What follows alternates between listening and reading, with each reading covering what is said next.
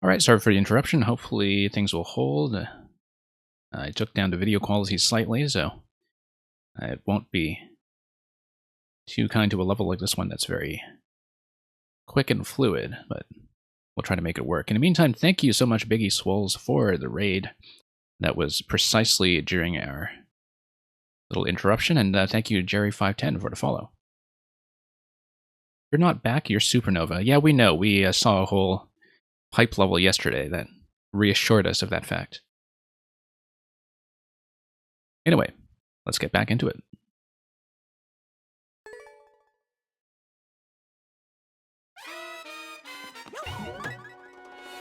And let me know if everything is working properly.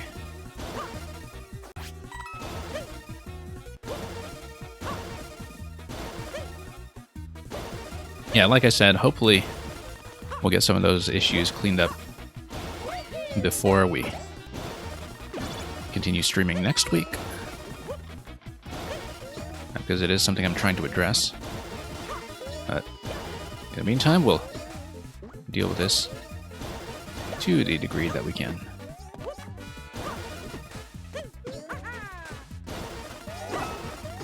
Yeah, Supernova, that's what we saw yesterday, the whole level that was dedicated to the art of the Supernova pipe.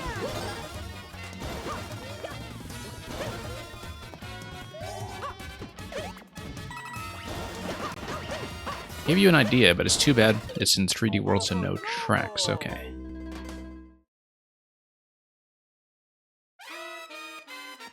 Better lose game sound and voice. Yeah, for sure.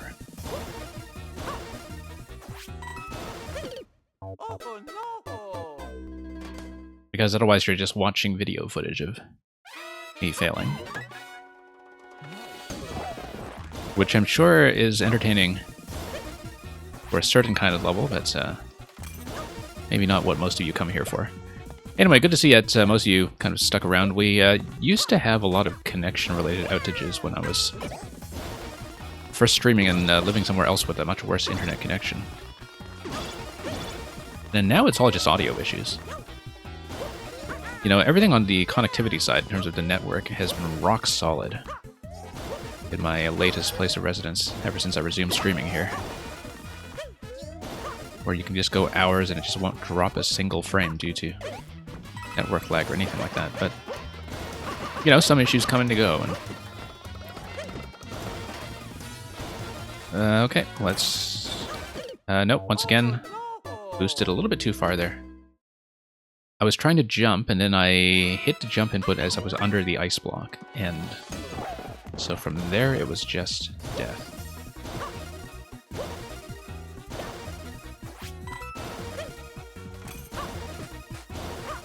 And yeah, it's easy to see actually why they didn't do things like tracks in 3D World in the style here, just given that the engine they built it into seemed to be based on a totally different collision logic, where you have some really unfortunate limitations on getting anything to stack, or anything to take place at multiple layers, apart, of course, from weird exceptions like the bouncy mushroom platforms.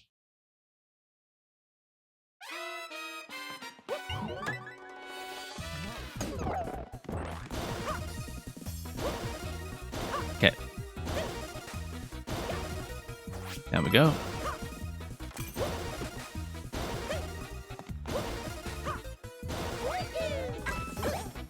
Alright, let's tap this, and then... no, we just wanted to tap it the first time. I did remember that from the previous attempt. Whoops.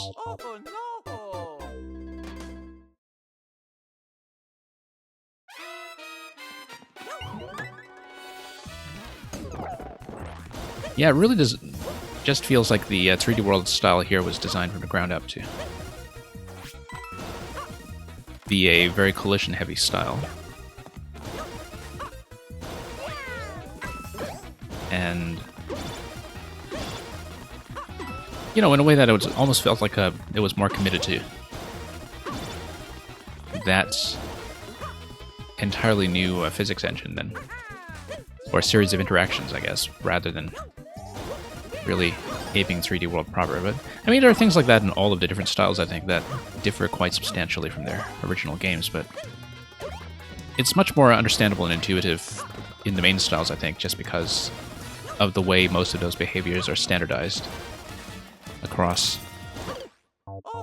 all of the 4 base styles. And so you don't notice so much that you have some differences in behavior from the original games when they are all kind of approximations in their own way anyway.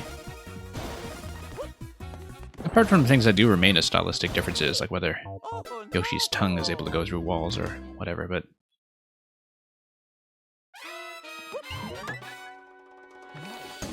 then you start to notice all the little physical differences that are normalized between the 4 base styles, but really feel like they perhaps shouldn't have been. So the thing I always bring up is how Yoshi's dismount in Super Mario World style feels completely off to me. Because, of course, it's following the same kind of backwards dismount trajectory as in the new Soup style. Just little physical nuances like that, but the collision logic in particular, with things like skewers and pokies behaving totally differently.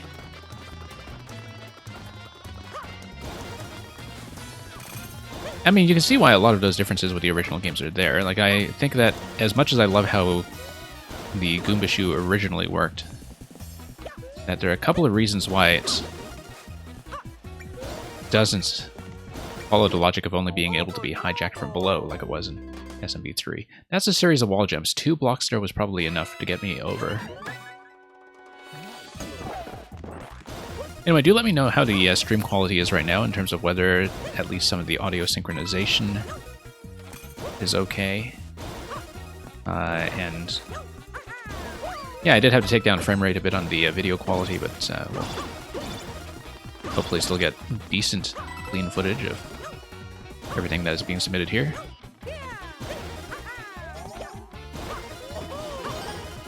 Yeah, this was really the least cooperative that the audio had been, even with it being a recurrent issue in recent streams. This was definitely the worst day I've had with it so far.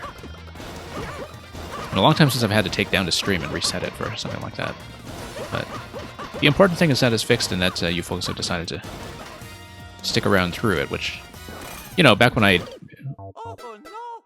was in the previous place that I was streaming from that had connectivity issues with the network. A lot of that, of course, would be unpredictable in that, you know, you would always lose a few people to attrition if you have a stream reset like that. Anyway, glad we got it working.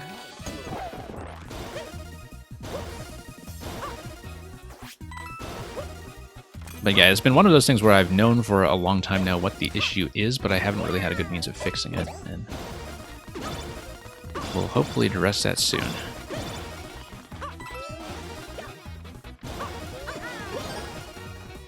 Okay, let's tap that. Yeah, I probably could have gone straight over here. I am playing a little bit risk-averse every time we do that.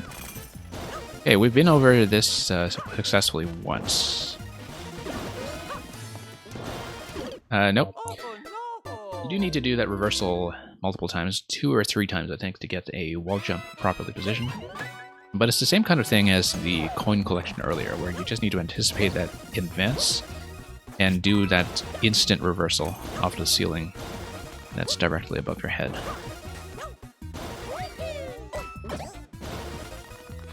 Okay. Like that. Up we go. Nope, probably shouldn't have maintained dash panel momentum quite like that when we knew that it's okay to go without it.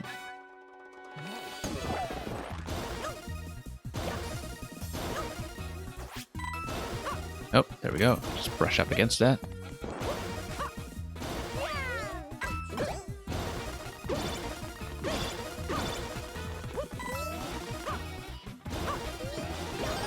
Okay. through we go here.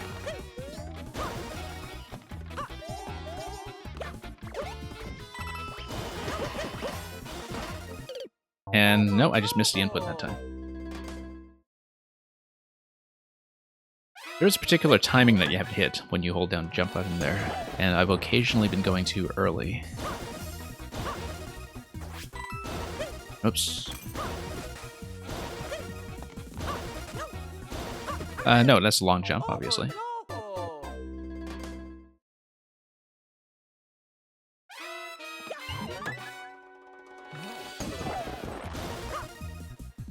Yeah, I think that's one of the things that is very weird about the 3D World style in general, is that it feels so much like an original game that doesn't really have an actual original game behind it as a shared reference point. Such that, you know, a lot of things, for example, are different between Super Mario World in this game and actual Super Mario World. But there are enough things that are the same that you can kind of reconstruct the same mechanics from a shared base of memory, right? Like a lot of the cape controls, or the fact that you can throw objects upward, and various things you can do with Yoshi, etc. You can still draw on some kind of base knowledge from experience with Super Mario World, perhaps even from the distant past, and it will still get you places. There are a lot of things we take for granted, I think, as experienced Mario players when it comes to people understanding how the cape or the Tanuki leaf work. But then, you know, with the 3D World style, you really don't have that shared basis at all, because so many of the mechanics and controls are completely different.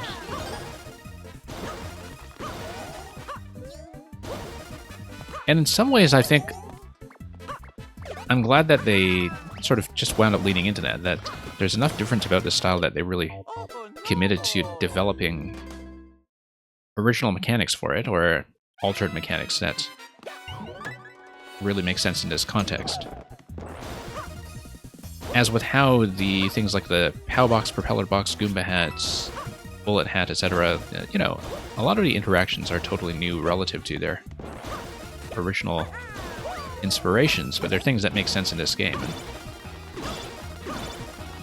like I said, I always felt like the longer we got into the life of Maker 2, the better the updates got, until they just stopped. And so, part of it might have just been with the original release having been rushed to ship, or at least that's the sense that I think a lot of people got. But part of it, I think, is that they really did refine their understanding of how to build a power-up in this game. And whereas a lot of the ones at launch are honestly a little bit rough.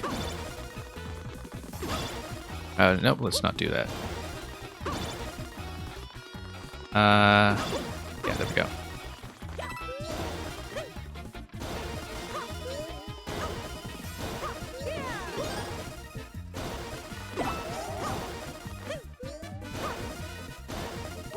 Okay, here we are.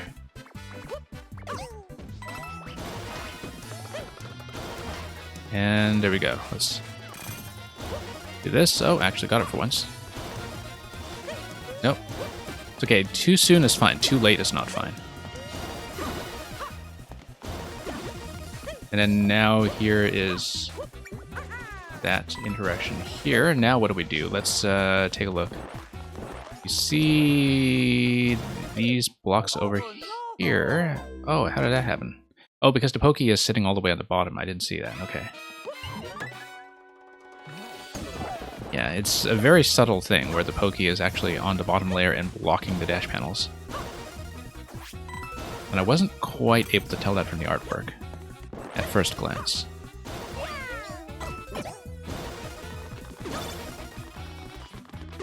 Nope. There we go. So let's try this again, see if we can get it to behave.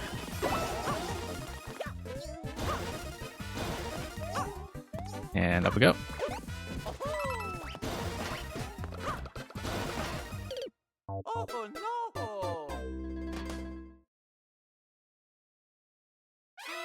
Yeah, still having a little bit of trouble on that location, even though I do know what I'm supposed to do.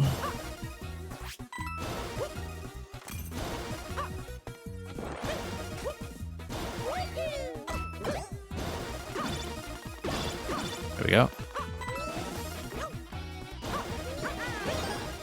And all the way back down.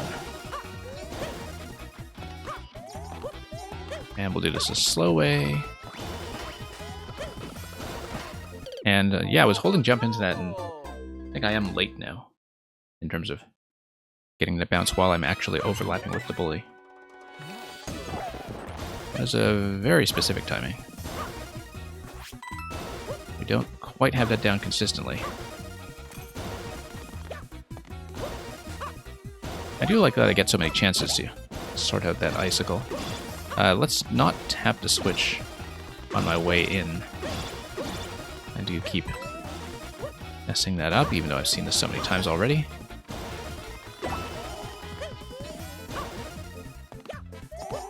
And these poor little skip squeaks there are going to do whatever it is they do, and okay. I think 3 taps is probably fine for this. Yeah, this feels pretty safe at this point. That's as far as it goes anyway, so... do we want to hit that question block for the turnaround? I think we do. What do I do about that pokey, then? I feel like it's going to be up this dash panel and then wall jump. Ah, no. Icicle. Okay, now I see it.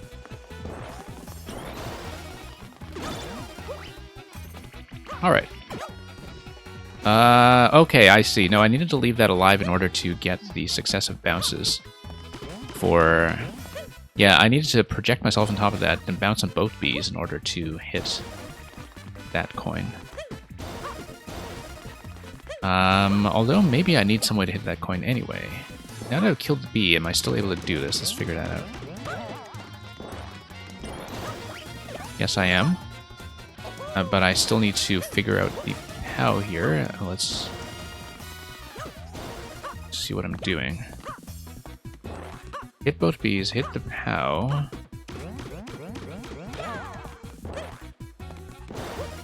Let's see if we can manage. Let me think about this. I mean, we're in the correct on-off state because of the way that is blocked. It seems like we probably need something to be within range of activating that POW, and I don't see what it is now that we've killed the bees, so... I guess the question is, am I able to progress now that I've killed the bees? Because I'm not convinced that I am. Unless there's something I'm missing here with this. It might be something really obvious. You know what, it's probably... Yeah. Long jump is within range there, yeah. That's something that is not really intuitive from the artwork, I think. Because I feel like I've seen that interaction, but I'm not surprised that I would have forgotten it. Fine, we'll do it this way. The inefficient way. Icicle up there. I wonder what that's all about. I think I probably just need to dash over all 3 of these. Let's just let him despawn and... Okay. Okay. Sure, we'll come up here for some reason. For no reason. And here we are. Okay, what's up with this? Okay, we need to go over to Skip Squeaks and then down. I can probably do it like this anyway.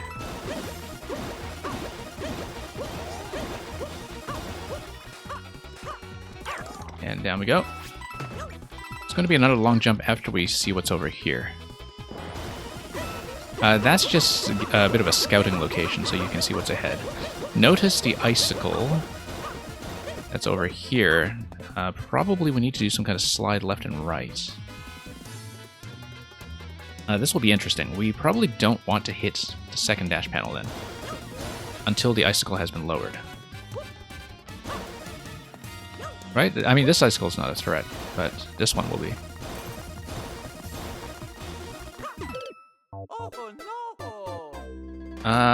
Okay. When you jump off the dash panels like that, the skip squeak for some reason was unaffected, but I think it was maybe on cooldown or something. And yeah, Furia, welcome back. You missed the stream reset that we had, which is fine because it's like you wouldn't have noticed a thing, apart from the fact that we did have to take the frame rate down a bit just to get the audio functioning, since it was glitching out over and over. But it should be repaired now, and so I'm sure I can count on your pitch perception to tell me if that's actually the case. Hey, fun little segment here. Yeah, back up and right. If I jump off the P, then the skip squeak should go up, but I think the issue was that previously I was jumping early enough that the skip squeak was actually off screen, and if it was off screen, maybe it was not responding because of that. So let's try this again.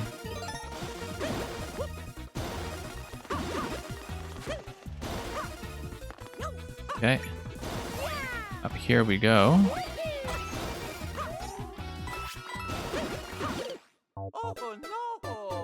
Yeah, I guess I was doing that double tap in this segment earlier because I was tapping the right block first. It's actually kind of designed with the expectation of tapping the left side first, I think, if you want to save yourself the extra cycle.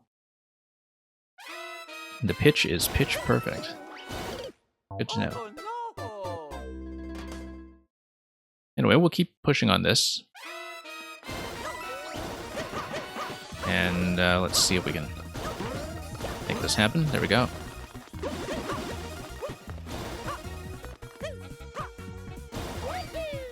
Would be a fun one to speedrun if you are into that kind of thing.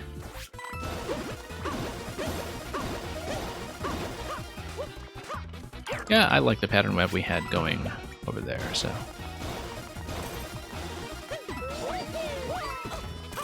Okay, let's sit here until we've lowered everything.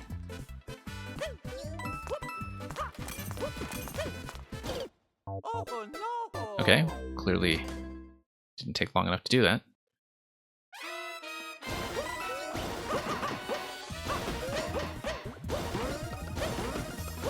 And we'll just bounce off some walls here. There we go. I'm glad that this level is kind of generous enough about letting me retry things, that I can do things the unstylish and sloppy way and still come out of it alive, even though we can see what the stylish methods are supposed to be. Okay, let's let this reset. I hit this. Okay, very rare little miss there at that location, but we'll just try to fix that up as well. Come on, there we go. Nope. There we are. Just gonna brute force our way through that.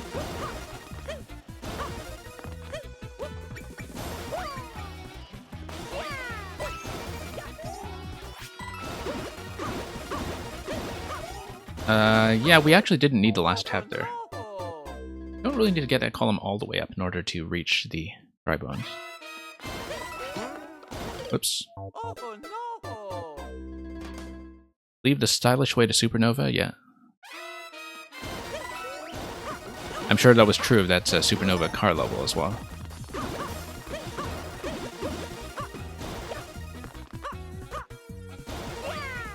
Down we go.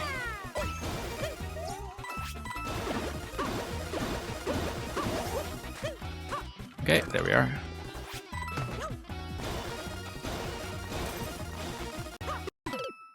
Okay, getting in a little bit too close to that, actually. The skip squeak had not really had a chance to wind up its jump yet. It was going right from the edge on that P block, and so maybe that's too late, and maybe I am supposed to go off the dash panels after all.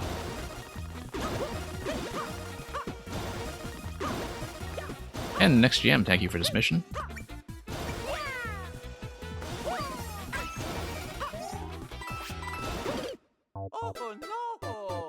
Next GM, you'll notice that our session time has not been very long, but that's because we actually had to reset the stream earlier because of the persistent audio issue being even worse than usual. So I have been on for a little over an hour, I think, and I've been on this level for a little bit of time as well, but of course we had the interruption in between. And I'm past checkpoint, and I think we're reasonably close to finishing, maybe. So we'll stick with this one a little bit longer. Thank you to the patience of everybody in queue, as always.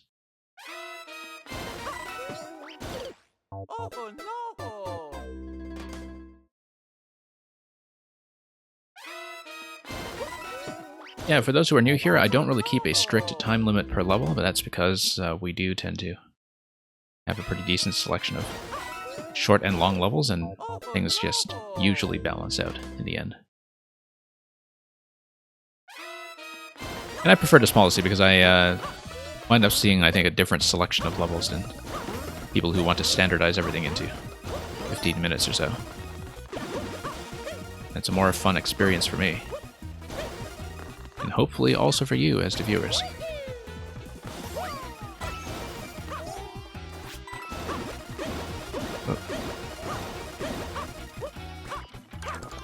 Also means I can actually clear some Meng levels from time to time, which are within my ability, but assuming I actually have the time to work on them. I think the issue here is that I need to maybe get a little bit closer to load in the skip squeak, and maybe on some of those attempts I'm stopping early enough that... Well, I mean, you have to stop before the icicle anyway, though, so I'm thinking about how the skip squeak logic is working there, and why I'm not always getting it to jump quickly enough. So I'm sure it's something to do with its camera positioning as well as the timing of my jump, but... because it should behave reliably if I understand what the timing is supposed to be and how responsive it's going to be when I jump. Currently, I don't feel like I really have a good sense of that just yet. Okay, up we go. That works too. Quick repetitions there will do the trick eventually.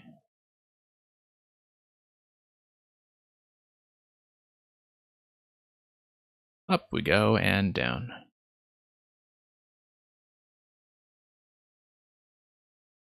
Nope, I knew that was going to be a problem. Don't tell me the sound actually went out again. Wow, really? Okay. We thought we had fixed it. They told me they fixed it. Hang on. I'll make this quick. I will not be resetting the stream.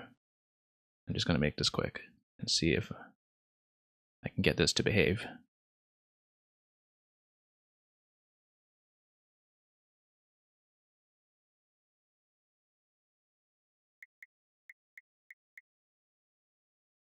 Okay.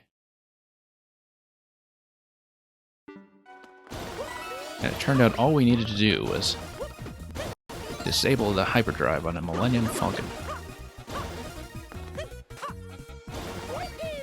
Anyway, hopefully that sticks. Thanks for pointing that out quickly. I hope that's things actually remain functional for once.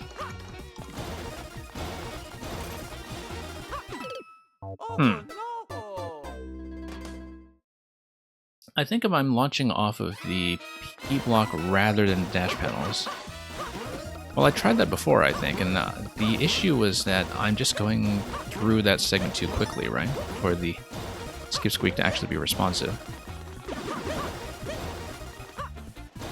So I'm not exactly sure what kind of adjustment I should be making, like whether I'm going too early or too soon, or what. If I hold jump when I hit the bullies, I get a good bounce. Yeah.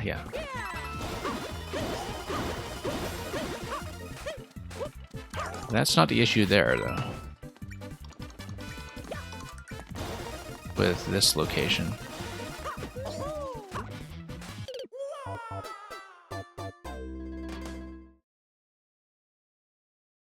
It may... Let me check this. Now, the skip squeak height is always going to be pretty consistent, though. Because we've seen some gate checks with that before. Oh, you mean this bully? Yeah, no, because in the first segment I was struggling with the bully timing as well. I was holding jump into it, it's just that you do need a particular input timing to make that work well.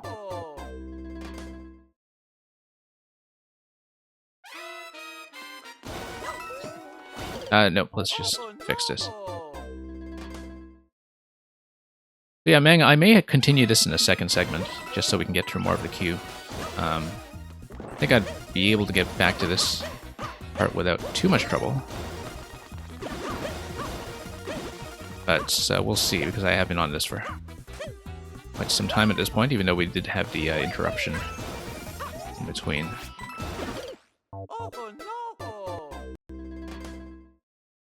What I've been doing lately is sometimes if I have some uncleared levels in the queue, I actually do finish them at the end of the stream.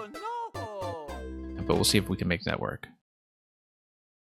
I feel like I am kind of starting to lose a little bit of progress here, though. Where, I mean, it's actually the same consistent spot that I'm having issues with. Oh, actually got to bounce for once. Alright, let's try this again. Back and forth. Whoops. I just missed my timing there. No. We know how to do this. I don't know why I'm regressing in this spot.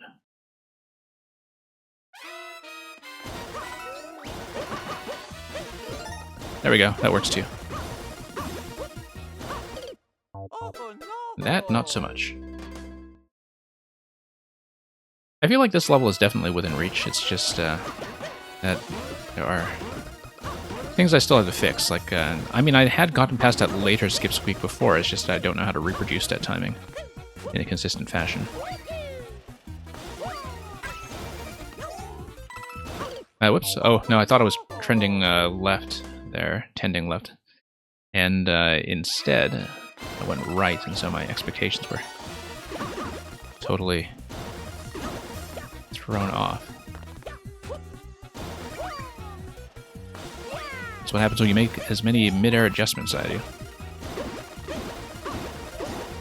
There we go.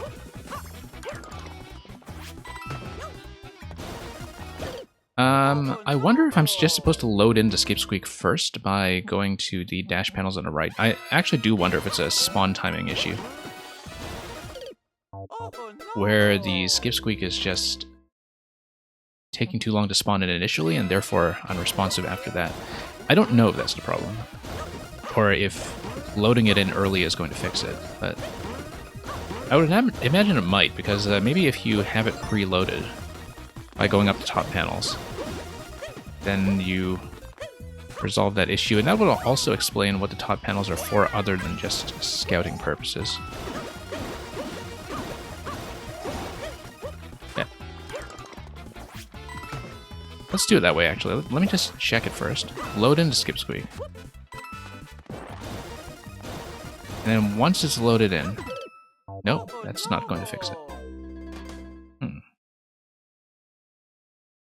Maybe I just need to go earlier. Top is just for scouting, okay. Yeah, I think I just need to go earlier rather than later, because I'm thinking about going closer and closer to the P-block, and that's clearly not going to get the Skip Squeak up early enough to do the trick, and so... Oops. Gonna bounce off the walls here.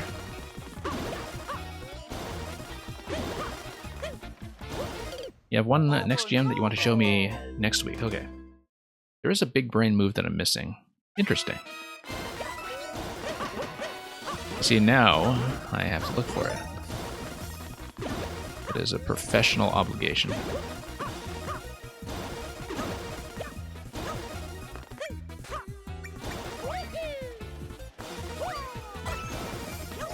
Okay.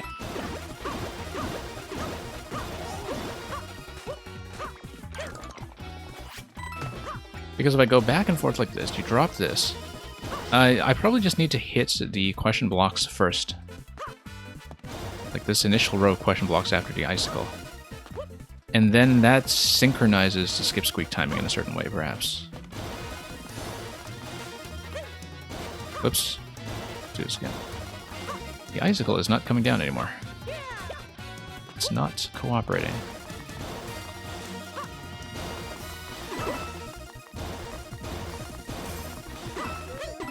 There we go. Like magic. Nope. I was hoping to face right there. Yeah, I think it's just the question block timing. That would have solved that completely. Final level, next GM of your second Super World, I see. Interesting. Looking forward to it for sure. Alright. Maybe we fix that now. Imagine actually following the level suggestions from time to time. Oops. Anyway, I know I've been on this one forever and ever, but we're close enough to the finish, I think, that we'll try to close it out first. So thank you for waiting, everybody in queue. I know this has been a particularly arduous wait with the interruption to deal with as well, so...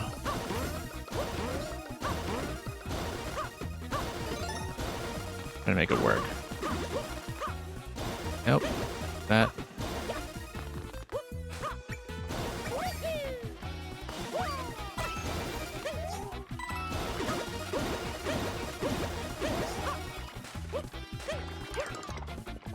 Okay.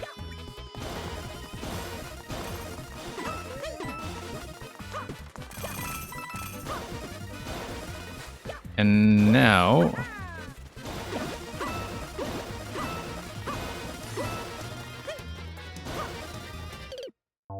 Okay, that was the right idea I just missed. Better not tell me about the third section. Mang, if there actually is a third section, I will probably bail on this one for now and come back to it. So do let me know if you're serious about that before I decide whether or not to exit.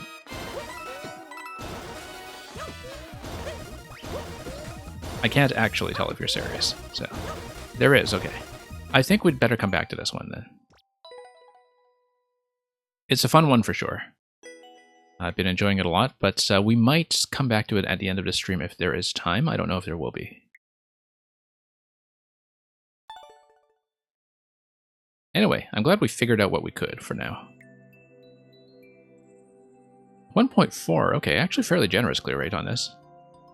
Don't know what I was having such trouble with. Actually, no, I do know specifically what I was having trouble with, but you get the idea.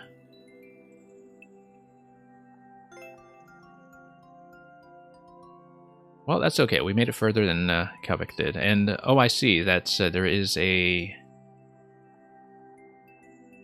scroll stop that slices right across the central section, so... Like across the parallel axis. Alright, we'll get back to it for sure.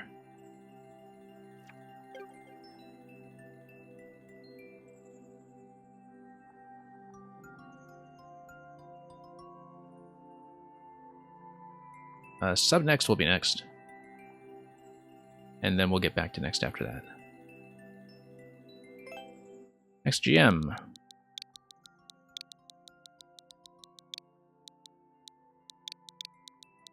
Who I think was just talking to me a minute ago, so we'll pull this up. Sherbet pipes. Colorful pipes in the sky contain a dark secret. Piranha plants.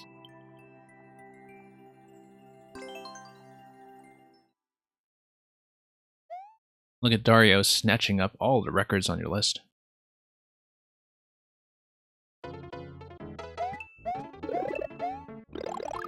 Okay. And, oh, I see, okay. Yeah, given the spawn timing on piranhas in Mario Maker, that's understandable. Because they do take forever to pop out.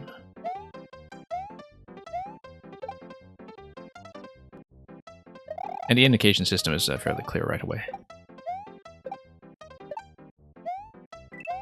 It's too bad there's no way to have like an alternative timing for piranhas to start already exposed in a pipe when they load in, rather than starting in the pipe, if you know what I mean.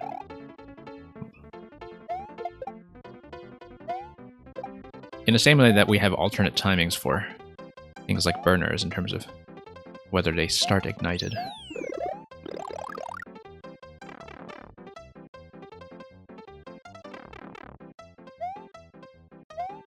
Okay. That was slightly reckless, but... Oops, that was also reckless. Imagine that.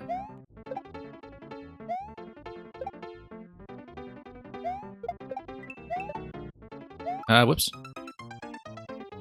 I guess we did give some warning. Yeah, next GM, the thing is that the initial spawn timing, as you can see, is not actually affected. You can see that the yellow pipes and the red pipes here, when you start at a checkpoint, they do come out at the same time. And that's something that's true when you load them in by scrolling the pipes in from the side as well, that the first one never comes out as fast as you think it should. It's more that the spawns past the first one are the ones that really reflect the difference in timing between the different pipe colors. But, you know, you see so many things like people trying to build those 20-second speedrun levels that depend on pipes spitting things out at precise timings very quickly, and they all tried them with red pipes, and it never quite does the job as cleanly as makers would prefer.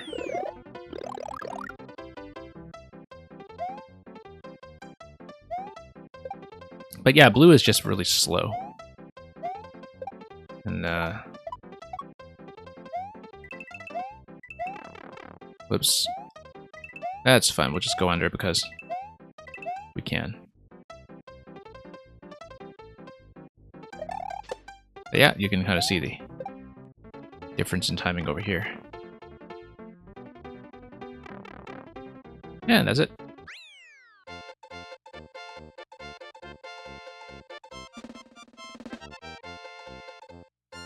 Alright, thank you for that. Next GM. Let's mark that as a win, and let's go to next.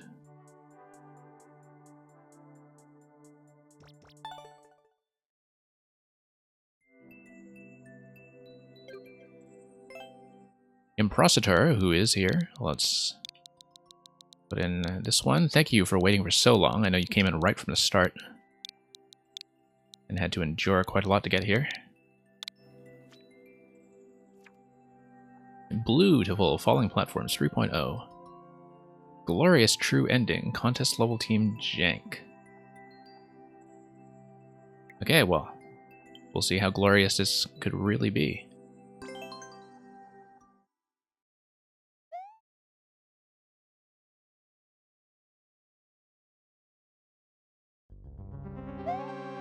Okay, interesting. So we have Keydor, we have... Oh, I see. Hard mode, easy mode. Of course we're doing hard mode. Who am I kidding?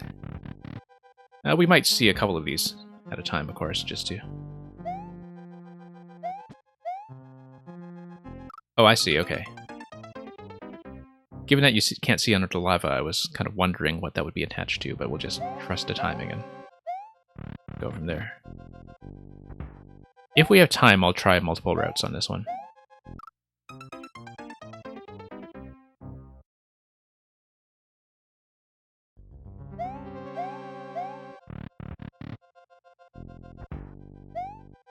Okay. Whoops.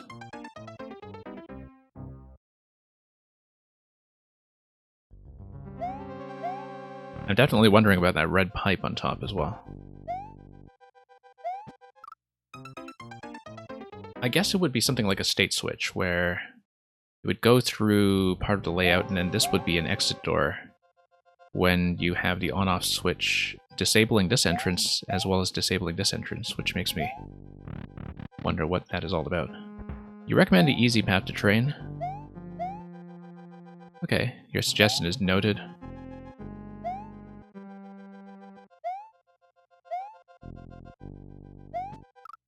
I'm notoriously bad at following instructions though, so we'll just try this. I've been making a decent way through so far, so... I mean, if we're really stuck, we'll definitely try. one of the other paths, just to see more of the level.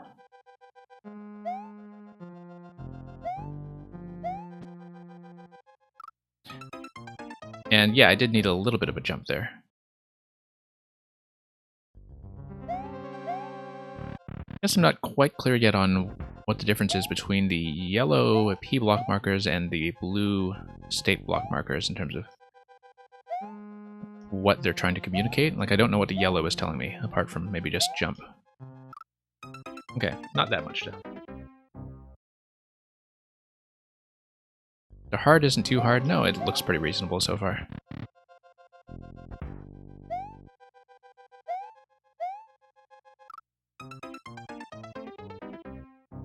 Although, of course, you do need some full jumps in here if you're going to take the timings on trust. Oh, whoops.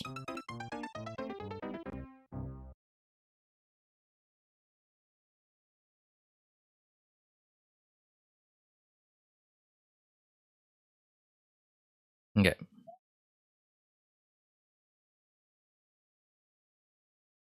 Here we go.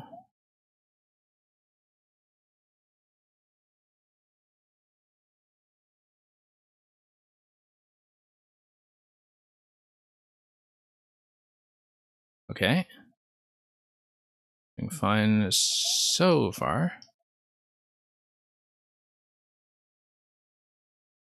Almost.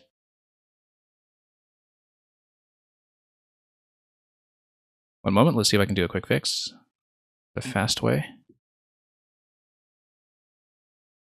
was holding up for a while. It's been quite bad all day, though.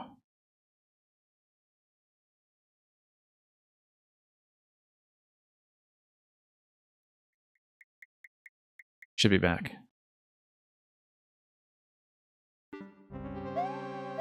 Yeah, I think I probably am overdue for a restart. I already did shut down the stream once, so if I can bear with it for the time being without too many issues, we'll hopefully just hold out. But yeah, that's precisely one of the reasons why I'm going to be off for a few days. I'm going to try to address this issue a little more permanently. And then we'll be back from there. I mean, got through a significant part of this level blind, actually, given some of the spacing here.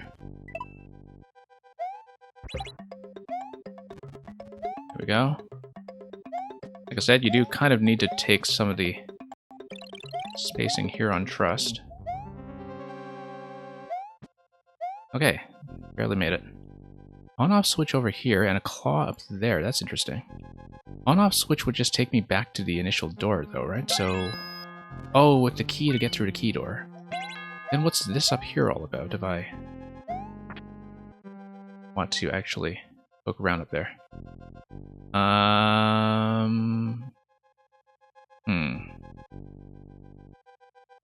Oh, wait. If I wait for that platform to come down a track, I can maybe jump on top of it and jump on top. Unless this is just another exit.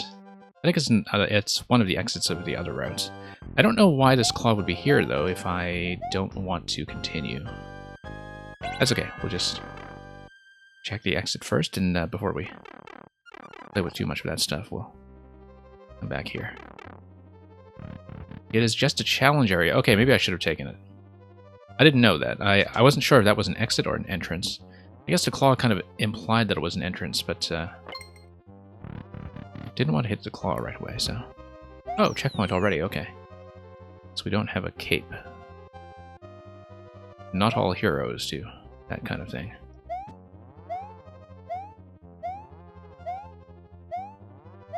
Alright.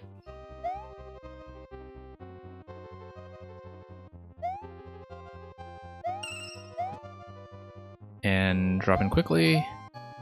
And I'll just step on a P on my way out. Yeah, I'll be going back over this to see some of the other routes since we were done with it fairly quickly.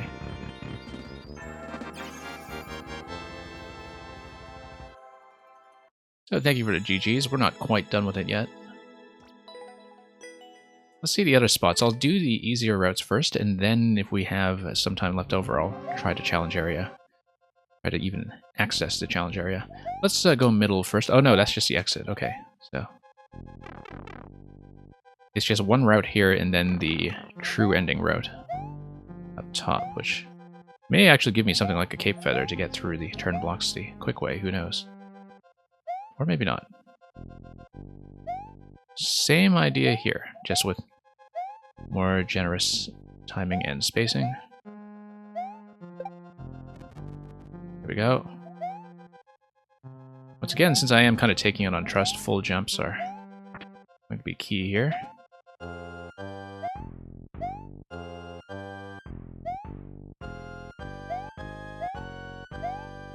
And let's just go up.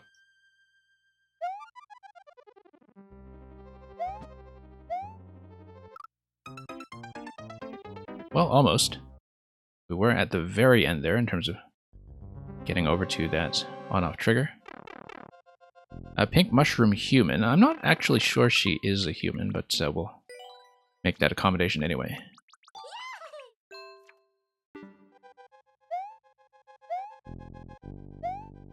Okay.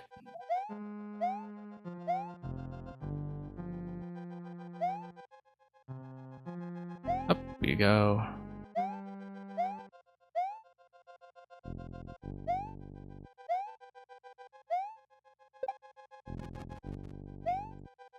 And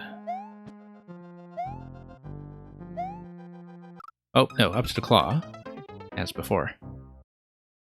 You know, Supernova, maybe I'm just really out of touch with how the youngsters speak English, but for the longest time I was under the impression that bae was actually a term taken from Korean. And it took me a long time to realize that it was just sort of independently formulated by the new generation of up-and-comers with their school-age slang that I'm much too old to follow.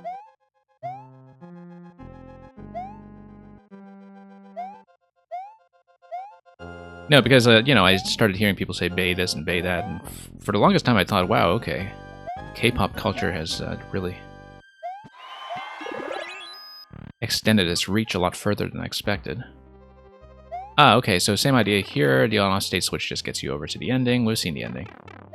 And we can do it again, of course, for the clear, just to raise the clear rate, but then I'll try to do the hard road afterwards. Just to see that bonus screen. I'm not going to spend too long on it, though, in case I keep missing the claw that's leading to that bonus section. Teramis, welcome. Okay. Whoops. This level is for a contest. It would help if you let me know what the conditions for the contest are, if you want me to tell you about anything specific.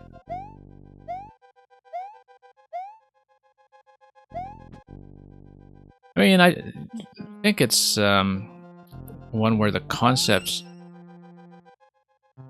is going to feel a little bit blind to people when they don't know what the track timings are under the lava, and they kind of have to guess at it. But as you can see, I was getting through segments blindly enough and successfully enough that maybe it's not as big a problem as you might think from the concept. Like, the execution is actually fairly gentle in terms of giving you safe landings at all the appropriate times, so didn't feel like I was dying too much to blindness, is what I'm saying. Let me try to do that final section just to give it a look. Like I said, I'm not going to spend too long on this if I can't make it over that claw spike section at the end. Where, once again, you know, knowing that there are multiple sections here, I was not clear if that was actually an exit or entrance. Because you could kind of imagine how, in a level with multiple modes, you could see that final section and think, huh, I wonder if this is just the way to easy mode people get here, right? Okay.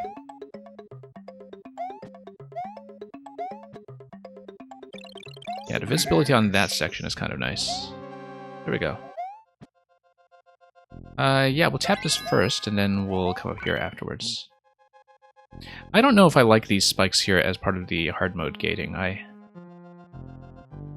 guess we'll see how we do, but generally don't like play around precision stuff like that very much. Because if you're going to make it all the way here and you want to even try the hard mode, right, like the gate here, does come off as a little bit punishing. I need to space myself quite precisely. No.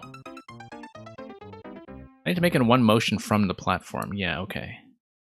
I'll try it one more time, but I probably won't spend too much time trying this specifically. I think it's gated in a way that's a little too inaccessible. Like, if the claw weren't there at all, I definitely... Well, I mean, if I hadn't noticed the claw, rather, I definitely would have read that section as looking like an alternate exit. Like an exit going into the same pipe, rather, than a branch.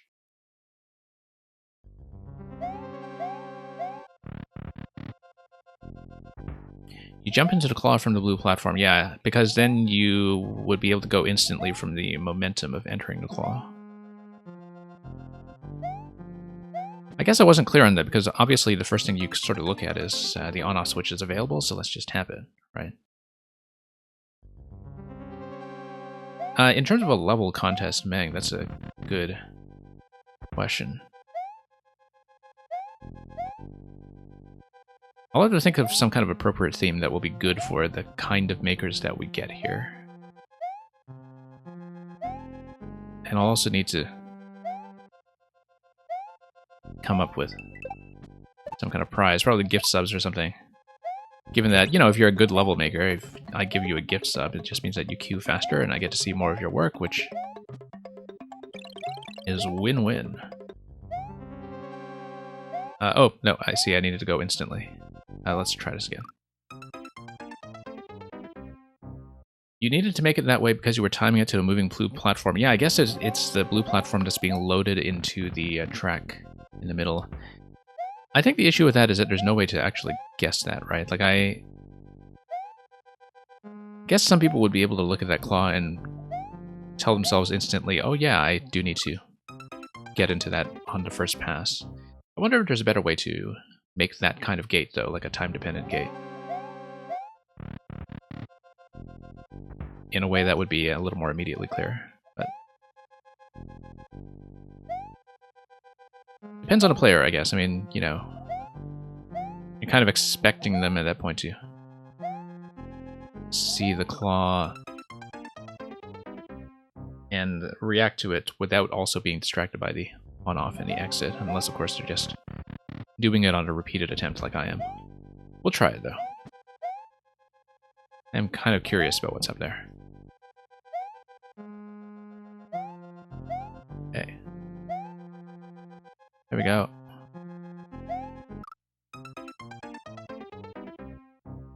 Your first thought was that it was an optional secret, so...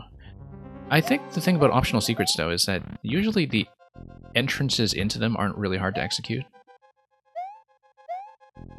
Like, you want to give people a chance to actually read them, right? Like, the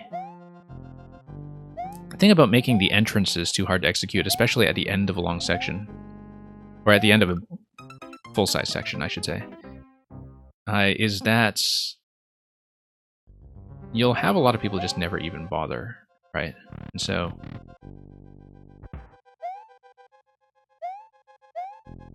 I don't know if that's really the effect you would want.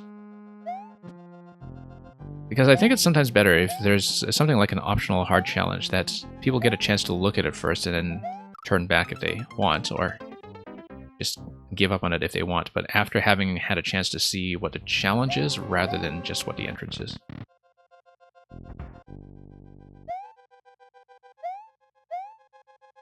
But we'll see. I think part of it too is also that, you know, you've got a pretty nice, spacious platforming series of challenges with a fairly generous series of timings. And so when you see something like the spike gating over the claw,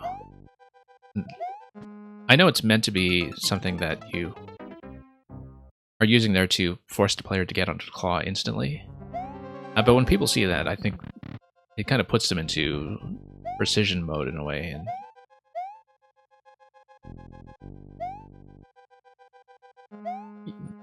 basically, it's the kind of gate that feels like it's from a different style of level.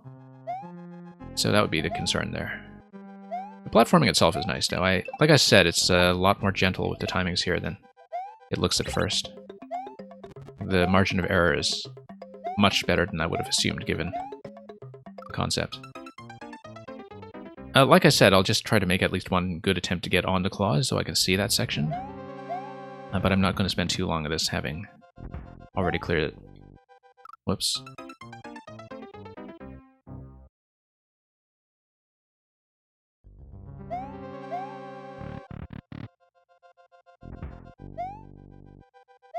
Whoops. Yeah, the reason that it turns out to be easier than it looks is that once you're past that initial hump of understanding how things are going to be timed and signified, the level is very consistent about all of these track interactions here being fairly shallow, that you can kind of visually predict how deep the platform has gone and where it's going to be next.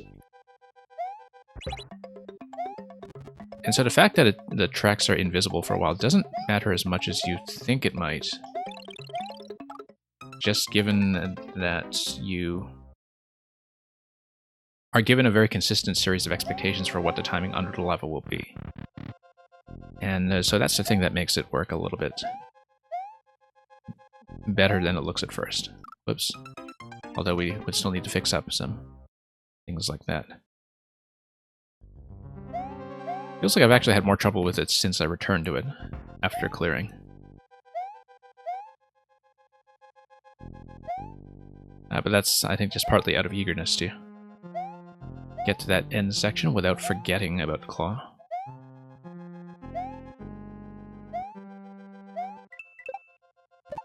Yeah, and stuff like the Koopa here is very understandable right away, that you do need to project the Koopa to the right side. I think I was able to read that pretty clearly from the first attempt that I had reached that location, so...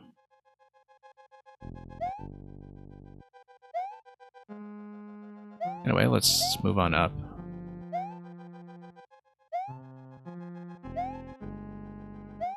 Okay.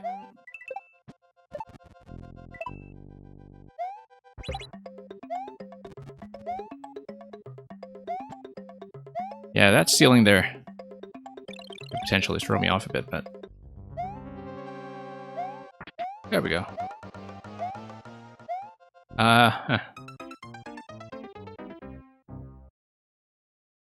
Yeah, I just totally misread that. I was obviously supposed to just do a full jump off of that platform. I think if I understood that, I wouldn't have hesitated. And yeah, it's very true that I'm being thrown off of it because I'm thinking too far ahead. That is a bad habit of mine sometimes when I am progressing fairly far along. So it's a known issue. Okay.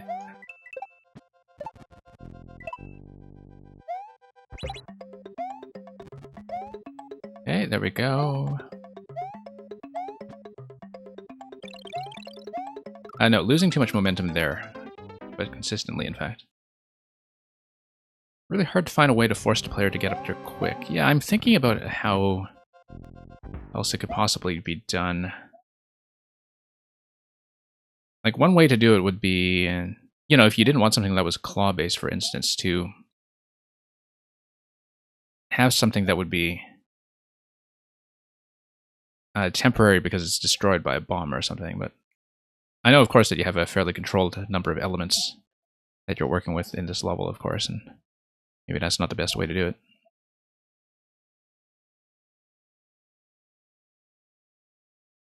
Oh, but nope, just too late there. Yeah, we'll try to make at least one good attempt on that bonus segment.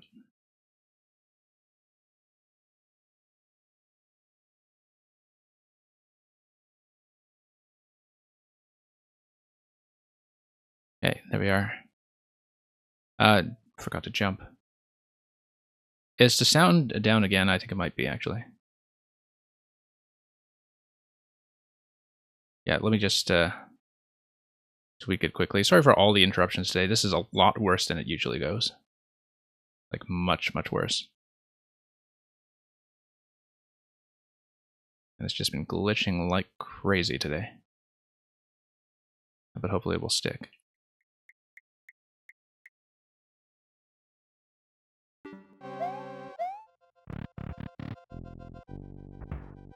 Yeah, I don't know why it's so much worse today than it usually is. But we'll definitely have to take a look at that and see if I can get it all fixed up.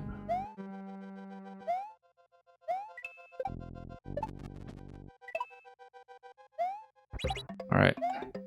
It's actually to my benefit, in a way, in the Super Mario World Castle level, because some of you who are regulars here have heard me complain before about the copyright detection problem that Twitch has when it comes to Super Mario World Castle specifically. Where sometimes if you dwell on a level in this theme for long enough, as I often do with things like puzzles, there is kind of a bogus copyright claim on this music or something very similar to it that sets off Twitch's alarms and just silences my stream entirely. So the fact that sound is getting cut on a level in this theme is not really the worst thing in the world. And yeah, Imparsator, it is a long story. I've told it here before, but basically Twitch thinks that in their copyright database that the Super Mario World Castle music is owned by somebody who once did a remix of the Super Mario World Castle music many years ago. I totally lost a moment. Oh well. Let's try it again. Super Mario World Castle theme contest. Yeah, custom music required, probably. And Zero Planes is going to raid me with a party of 22. Zero Planes, who I think is actually the current Nuzlocke record holder at 75, last time I checked. Let's give you a quick shout out. So yeah, thank you for the raid, first of all, from Zero. And welcome to everybody coming in. We have had audio problems central on this stream today, so we've already had to kill the stream once and reset things multiple times, but hopefully it will hold up, especially now that we have a somewhat expanded audience. But yeah, we've been pushing through some platforming today despite some technical errors all over the place. I certainly hope that over on Zero Plane's stream things have been going much smoother, as they often do. So yeah, Imparsator, I think I will tap out of this one for now, but we may return to it at some point just to see the hard mode. Sometimes I do return to some unfinished business in fewer levels, and I'm glad we saw the two main routes of it so far. On a scale of 0 to 10, how rough are the levels I'm looking for tonight? So what would be to 0 and what would be to 10? Because the levels actually have been very good, as they often are here. The stream quality has not. The stream quality has been a disaster. But the levels have been fine. Yeah, I think we have very few subs, and maybe just next GM in the queue right now. And since we played GM earlier, we'll just go down next for a couple of submissions before we get back into the next and sub-next order. So 0 would be Flagpole at Spawn, no bait and just free. 10 is Trials of Death. Oh, by Chain Chomp Braden. Oh, how rough in terms of the difficulty. Okay. They've been taking a little longer than usual, but that's almost entirely because of the Mang level earlier. So let's average it out to, say, a 5 or a 6.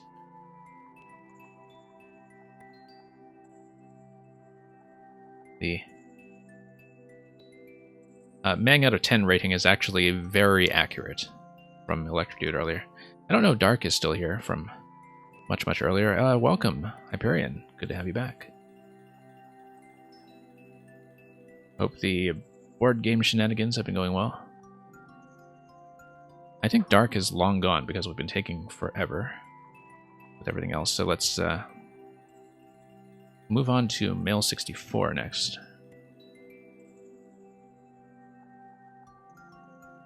And Zeroplanes, thank you for the submission of something Japanese. We'll find out what it is eventually. You just cooked? Good morning. So that one is Per Unshackled Mail. Okay. And Zero's going to send me a Pokemon level. Interesting. Was it something you dug up off Uncleared Mountain, or is it something else entirely? Anyway, Thwomp Jungle from Mail. It's going to be multiple paths through the jungle. Always forward, the harder, the faster. So, let's see some paths. Okay, something uncleared until today, I see.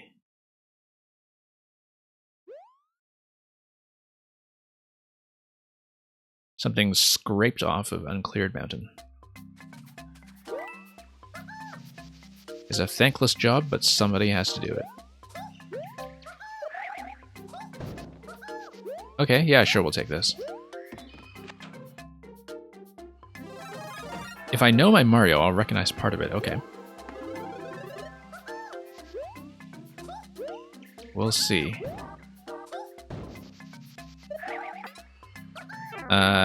You know what? We'll just bounce off of this guy. And, oh, that's interesting. Is this progressive? Yes, it is.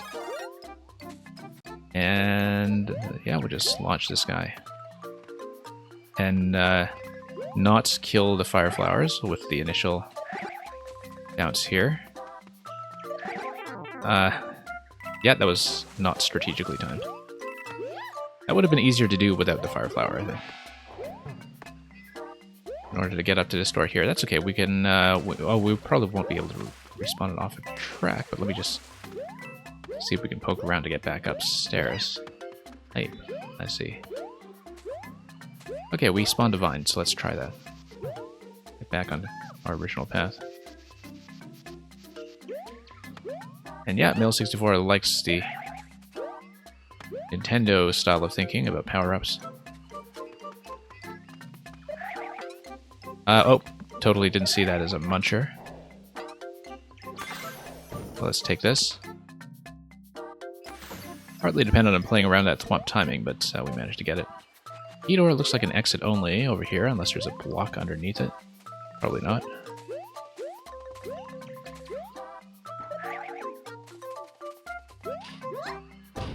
Let's do this again.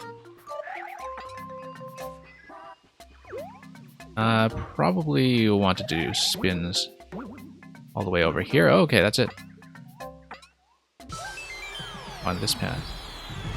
Yeah, since we got through this really quickly, I'll take a look at another path as well. Easier than using the Thwomp as a platform. Oh, I see. So the idea was that you wanted the player to just hop on a Thwomp and hop over to Munchers and Piranhas, I guess? Just spin jumping on it continuously? Yeah, that's definitely not how I was reading it. Anyway, let's take the lower route, see what this is all about. Yeah, I guess this is supposed to be a spin on the Thwomp's level. Now that I look at it with a fresh set of eyes. Whoops. Yeah, because the Piranha Plants on the tracks are pretty well spaced for that. Of course, if you grab the Fire Flower, as you're encouraged to do, there's a very high risk that the spin jump will kill the Fire Flowers right off the start, and so it's one of the few instances where having a power-up like the Fire Flower does make things quite a bit worse for you. Oh, coins. Okay, I didn't even know there were pink coins in this level. I wasn't paying attention to that at all. I guess that would be for the key route that we saw. Much later, so. Okay. 2 coins, third coin over here. Whoops. Let's be careful around the Cheep Cheeps here. I say as I die to a Cheep Cheep. Yeah, Terramus, thank you for submitting Dry Sock Forest. Okay, we'll see a different route. I haven't been down here either. Okay, that's the bottom though, so let's not do anything other than enter this pipe. See what this is all about.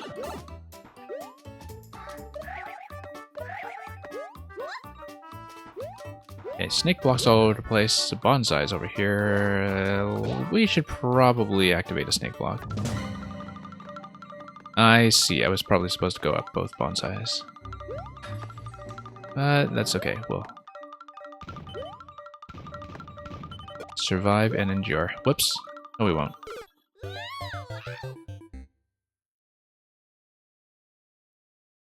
So yeah, I see there's a coin collection route. It's not clear to me that the coin collection route is something that you can just do entirely off the bottom, but I guess that must be the case, given that we saw no sign of that whatsoever on the previous path that we took to the goal. Anyway, let's do this. I guess the idea was that you were supposed to go around the bonsai. And yeah, this hopping bullet blaster is going to potentially throw us off quite a bit, but we'll just follow this along and launch that thing. Okay. No need to ride that out. And yeah, here... Whoa, was not expecting to be pushed back like that. That was very sudden. Wonder if I can just reset my way through this, though. I guess I can. I see. So this would be a way to do some forward progression. Of course, not like that.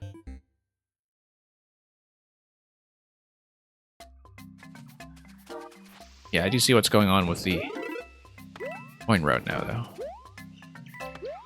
I'm just going to try to rush through this just to see what else we're capable of dying to. And it looks very much like the pink coins are going to be optional. Even with the route down here, so... I just wanted to see this, just to give the level a proper look. Yeah, blue pipe down here was just a cheap spawn, I think. A bit of a distraction that way, but you can see all this is going to get me over here and back to where we were before.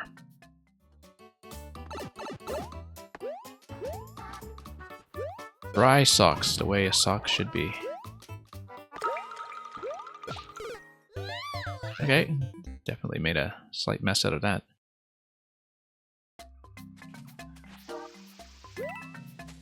Yeah, when I was doing the upper blue snake block route earlier, definitely when I was going into the last room, it did catch me by surprise that the snake block would turn around quite so suddenly.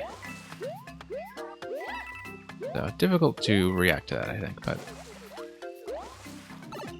you do kind of have to see it coming. So I'm talking about the blue snake block that's on the upper segment in this room here, which we could probably have gotten to if we got on top of that bonsai build quickly. I may actually have been able to get back to the upper route, but we'll see here. Yeah, I know this is an older level, and so always a lot of things you can think about as things would do differently now, but whoops. Okay. Yeah, like the camera positioning here when I'm pulling the camera down, it's sometimes a little bit difficult to visualize, but we'll work with that, with what we have. Mushroom. Okay, we'll take it.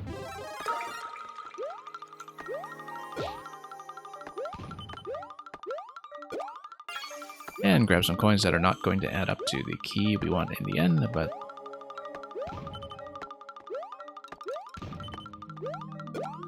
let's move on up.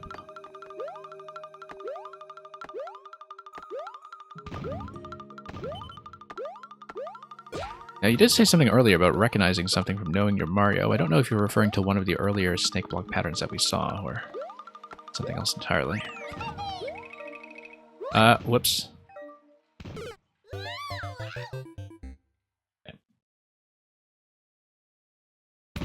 The part I fell off from was a bit jank. You said, oh, we got a checkpoint. Okay. Only just realized that.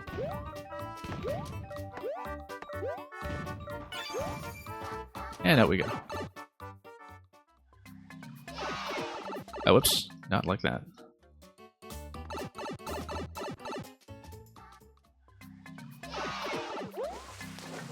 And let's just jump up here. Ride this guy across all the one-way panels. Okay. What is this giving me? And naturally, I'm curious. Okay. Look underneath all that. That's just... Oh, star, which we'll, of course, miss.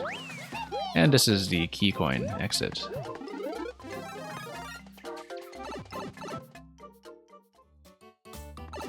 Oh, wait, no, that's where we came in, isn't it? Or, I'm not sure sometimes with these right to left segments. Was this where we came in? Yes, okay. So yeah, when you have a couple of branching routes like that, and I think you know that with some of your new levels, you definitely do want to have some indication of when you're going backwards through certain segments, or at least having entrances like the pipes be one way, using slopes and the like, so it's very clear when you're going backwards through the flowed level, when branches decided to merge or split. So. Alright, let's not do that. And we'll just take it up the other way. Come on. And dodge everything as we go. Okay. Not get crushed, and then what's going on over here? Just down. And that's going to send a question block down. Maybe I didn't actually want to do that. Let's send it up here so I can actually pop it. There we go. And now we can send it down, eventually. Because that will get me to the location I want, right? Thank you for the follow and the submission. We'll hopefully get to you soon enough. I'll be closing the queue fairly soon, by the way, so we can actually get through everybody in a reasonable amount of time. If you are in the queue already, I do tend to get through everybody who submits before closing, so no need to worry about me cutting off too early if that's something that's a concern. Oh, okay, no, I need to drop off in that location. Let's grab the mushroom before continuing.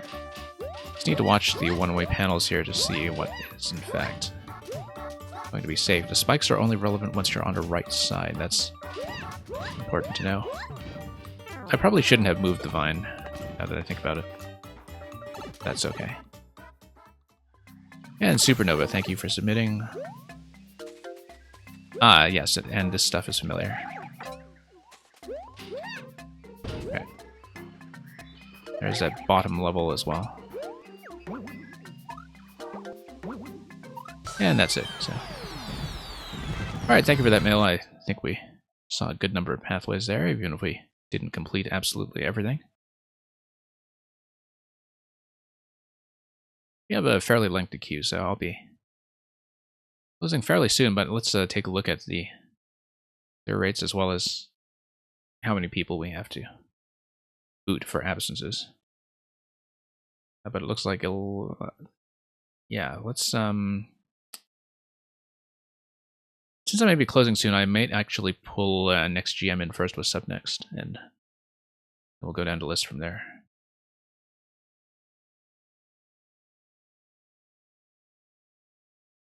That's okay. If it's cutting off, then at least it's between levels, not during. So just give me one moment. It's been happening all day. Already tried to reduce the stream quality a bit to get things to behave, but been an absolute headache.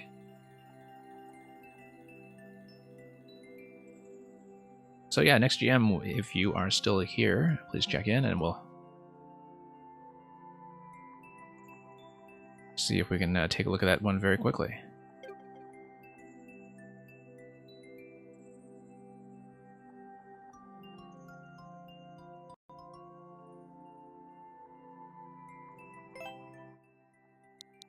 And yeah, next GM, no, I mean, you know, it's just to make sure we manage to queue in a clean and efficient manner. Look at this, you've got 3D world right in your possibly non-3D world level. And it's also a blue platform level, okay. So here's a jungle drop. 2.2%. So yeah, let's take a look at this. I think I'll probably be closing the queue at this point, just given how much we have to get through after this, and the fact that most people are still here, so. I'll put in a first attempt on this, and then I'll close, so do consider it as the last call. And we'll get through the rest.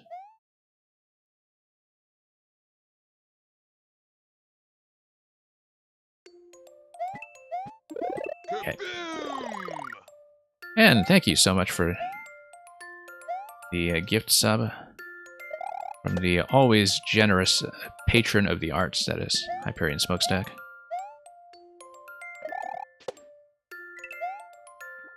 Yeah, I shouldn't have done that. Let's just take damage here. And not quite make it. I needed a little bit more momentum, I think, or just maybe a jump off the piranhas as well. Yeah, that's always a little bit of a risk with these falling platform setups, is that you do get into these SD lock situations. If you just land safely somewhere and stop. Okay. Whoops. Let's get off of this quickly.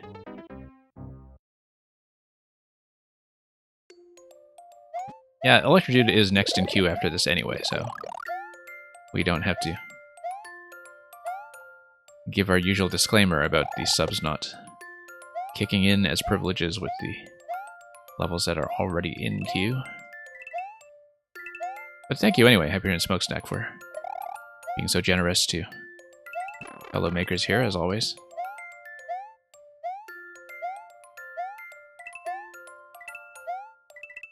And, okay. Up we go. Yeah, pretty nice. Apart from, of course, just the issue of lowering platforms and installing, it's something that does work fairly well. Really getting into that spin jump habit excessively here.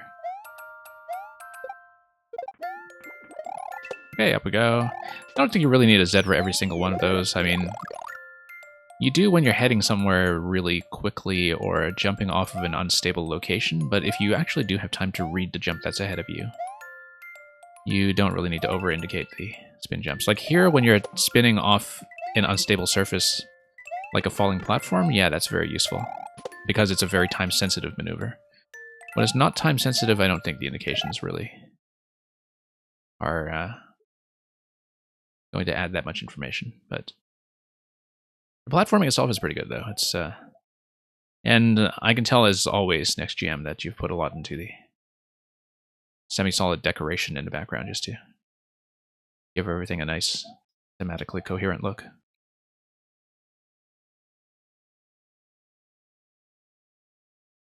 Okay. Out we go. And Mr. Dubs, thank you for Snakes and Munchers. You'll almost certainly be the last submission, because we are going to close the queue, so.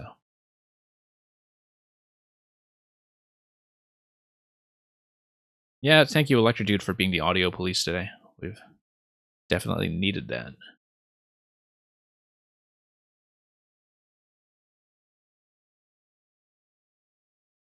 I will, at this point, close the queue, though. Pretty much as soon as I get this patched up. Hang on, we'll try to do the full reset on the Switch. And maybe that'll be a more permanent solution. I've been doing it at the capture card level up to this point, so.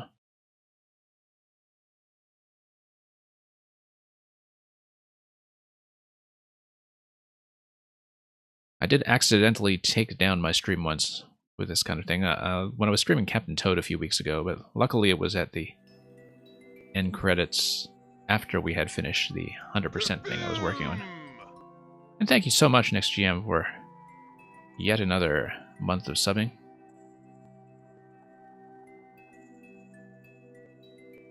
Yeah, Electrodude, disconnections are worse, in my experience. Back when I used to have disconnections. I now have pretty much a perfect connection, internet-wise, in that like the network has literally not dropped a single frame.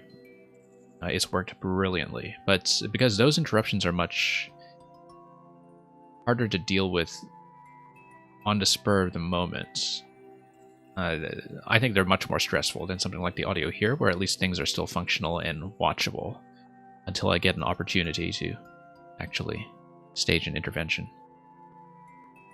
So yeah, Hyperion Smokestack, last month we were running some of the 100% content in Captain Toad as well as the Switch exclusive DLC. But the VODs are available still. I can send you the link to the playlist afterwards. And it is in the Discord, I think. Like I said, I'm going to close the queue, so thank you for getting that code replacement in, Henrix.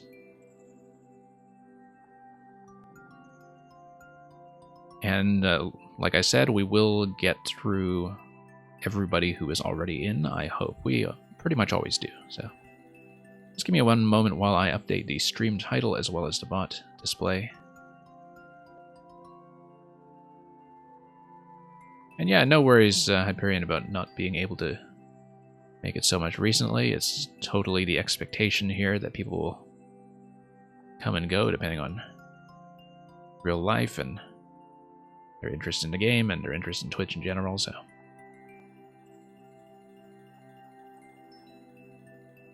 Yeah, NextGM, thank you for the submissions today. Good luck with your next batch of 100 levels.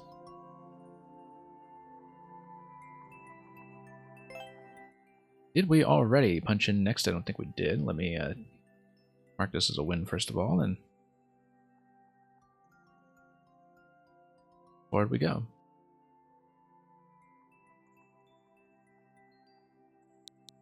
Electrodude is going to send me something that I don't recognize as one of his own codes.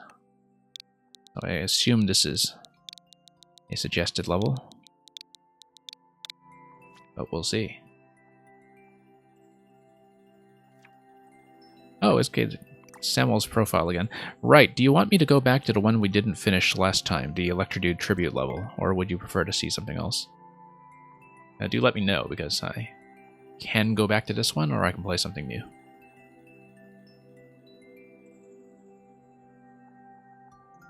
I don't remember how close I was with this one, actually. Felt like I was reasonably close, but... yeah, I might pick something shorter. Here's a lukewarm ocean.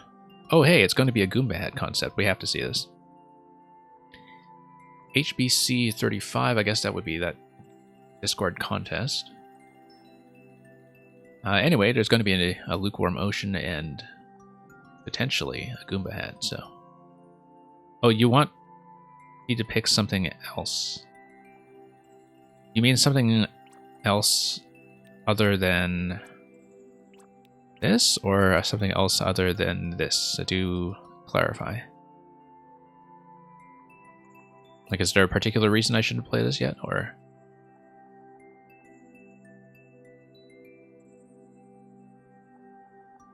well, do let me know, because I'll probably punch this one in.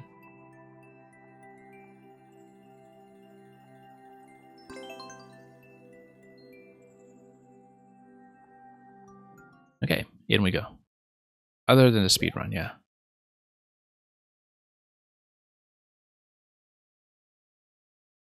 Soggy Top Hats is cool.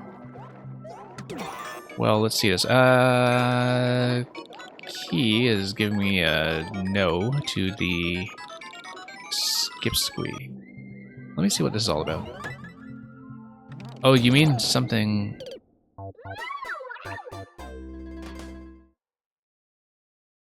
other than... oh, you mean the level is lukewarm, okay. I see. So Skip Squeak is going to hit the P, and so the idea is that we can't jump. We have to eventually drop in through the warp block and then drop into the key, so... And then we can't just have to jump interaction because of the Skip Squeak. What we'll do is we'll just ride this out and then see how this goes. No, we actually can't paddle at all. And I know that because of that Paxman level that we saw last year. And I need to shoot, of course. Let's actually pay attention here. I have a level in the queue called Dry Sock and one called Soggy Top Hat, yeah. We've almost assembled an entire wardrobe here. Did I accidentally hit jump? No, I didn't. Now I did. Okay, so that's not good, but we'll see. Yeah, so it's a hat switching level, no paddling unless you are a Goomba because of the Skip Squeak check. So, need to break a lot of habits here when it comes to muscle memory. And I need to not hit the propellers. I do want to fall through without hitting the on-off switch, maybe? I feel like because of the drop of the exclamation block into the key coin that maybe there is something going on here that will take me through a second cycle, unless, whoops. We'll see.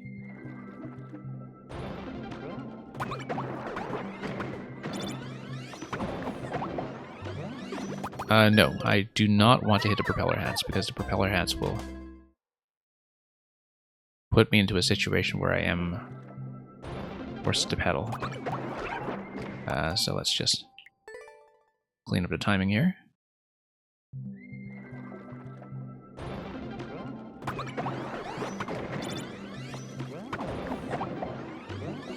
No, once again, just need a bit more forward momentum going into that before we start pulling back. I think that's likely to be the issue. Oops.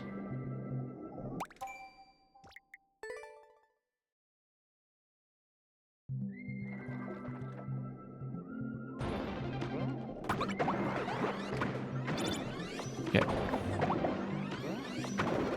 There we are. To the right and to the left, and then into the Goomba hat, which will allow me to do a bit of paddling. And, nope, going to miss that. Let's wait for the next cycle, unless something is timing dependent, which it shouldn't be. Oh, that looks risky. That's good. Should be able to survive this. I feel like I don't want to hit that, do I? Oh. B. I guess I need to hit B with the Goomba hat and hold it going into the cannon box. That's how I understand this. Okay, let's try it again. Nope.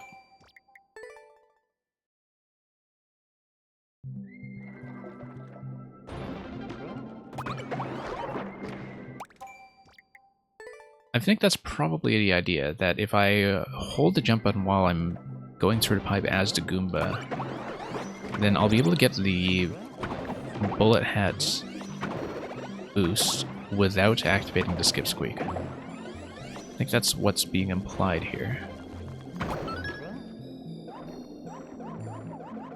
Okay, let's not attempt to beat that on the first cycle, although it looks doable if we're actually careful.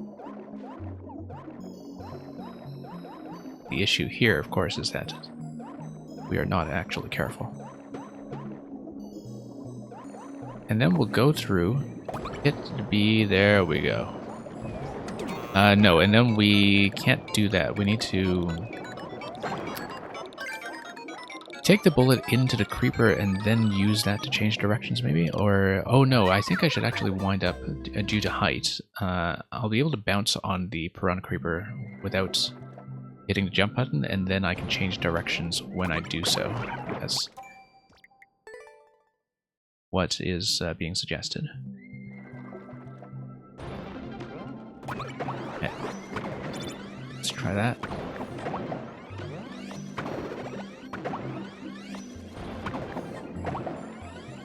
think I understand most of this at this point.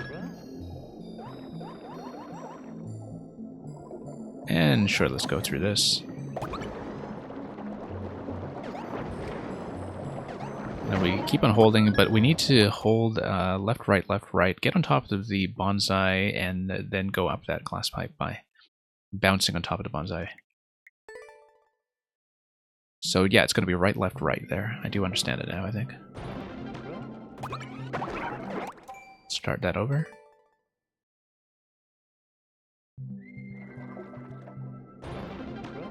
These are some very soggy hats.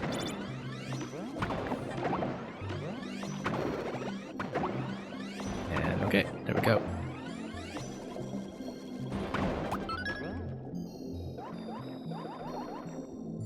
And through.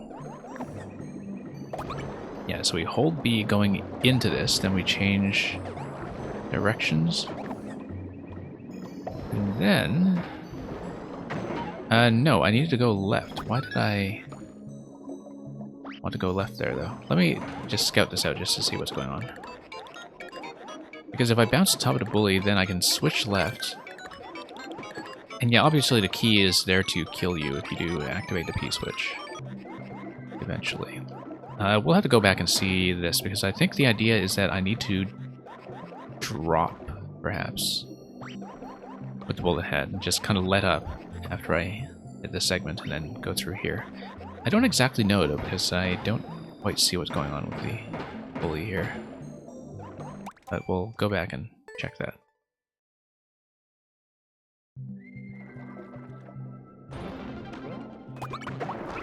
Nope. Not quite.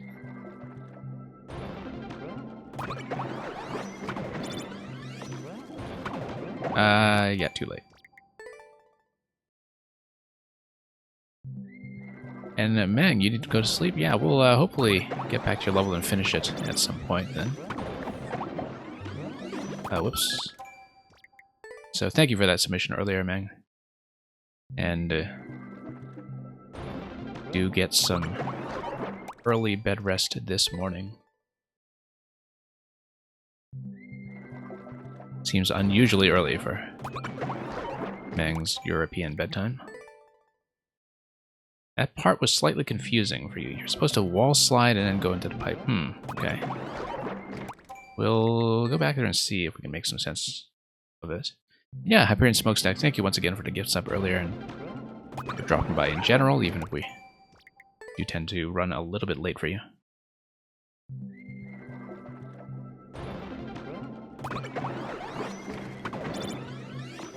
Okay. And forward we go. And back.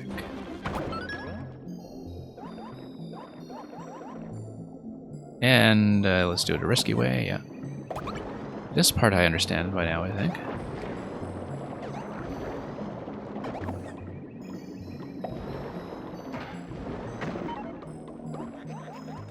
You're supposed to wall slide, go into the pipe, and then switch directions. Oh, I see, because you can hit the jump button while you're in the pipe to swap over, but then... Yes, no, I see what's going on now, because in order to activate the on-off switch, you need to go into the pipe. So the target is the pipe, and you know that because of the on-off switch gating off this segment here, so I understand that now. I mean, you don't even need to wall slide necessarily, you just need to make sure you find a way to drop into that pipe after the bully. Always a little bit late on that shot. We'll try to fix that quickly. Yeah, something about my positioning there isn't quite what it should be. No, still late. I was actually trying to fire too early that time and didn't actually manage to get the shot off when I picked up the hat. Why am I doing that? I think I know why, actually. I do need to fix it, though. Wasn't running into this issue earlier. Yeah, let's try that again.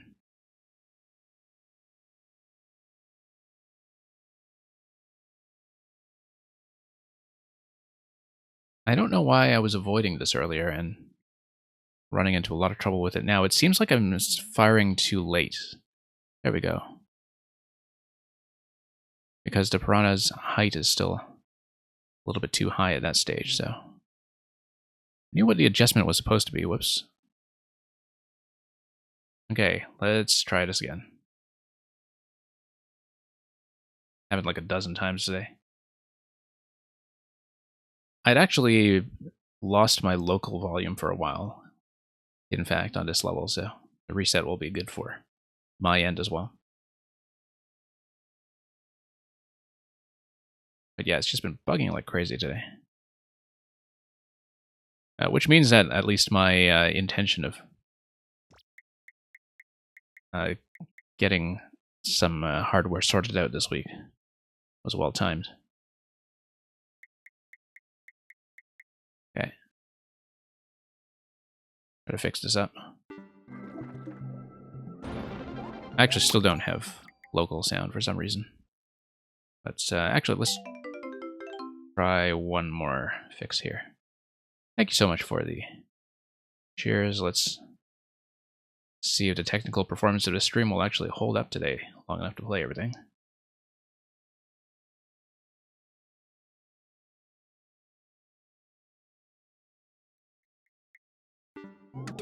Okay. Sound should be back.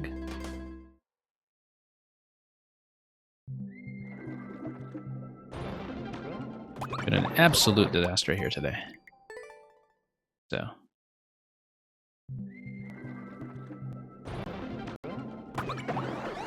Well, hopefully it's still a bearable experience for those watching, that we haven't made too much of a mess out of the actual Mario Maker content. Whoops.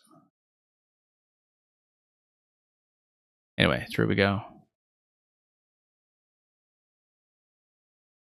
And up.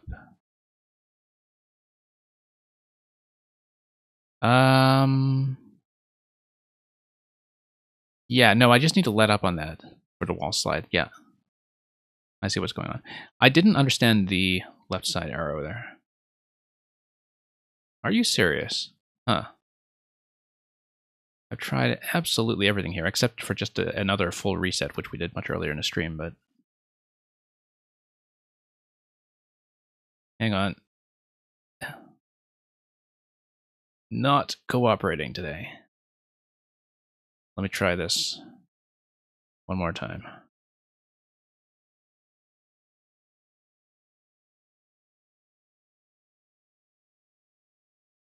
Yes. Well, Furia, that was the issue earlier. It shouldn't be the issue now. I think the capture card is just having issues today. Like I'd already tried to reduce the video quality somewhat just to reduce some of the load on the encoding.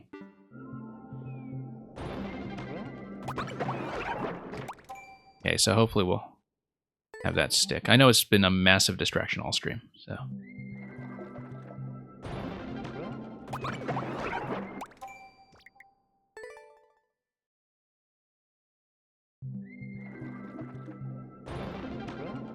Anyway, if it actually holds up this time... I made another little tweak to my capture card's output, so we'll hopefully resolve some of the processing lag. It was unfortunate to have to fix this stuff on the fly, because it's very difficult to see how these problems will go in a live environment.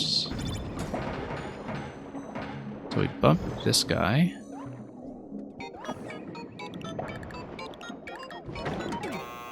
I don't think I understood that. Oh, I see. I'm supposed to drop the swamp and then go back in the pipe. Yeah. wasn't consistently understanding what some of the arrows were telling me in the bullet segment, so that's the issue there. Anyway, pretty unique series of interactions in a water level, that's for sure.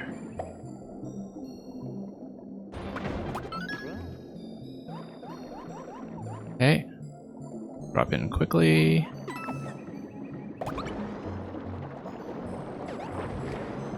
And power-ups all over the place too. Act as a bit of a gating mechanism.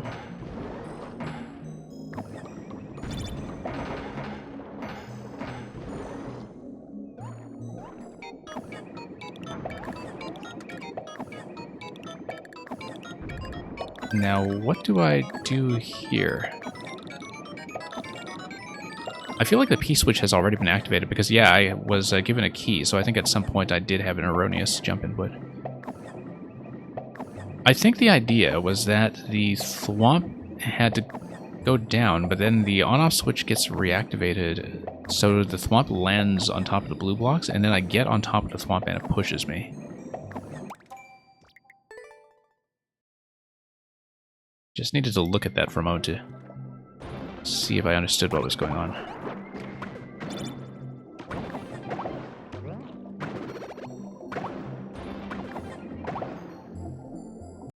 Alright. Nope.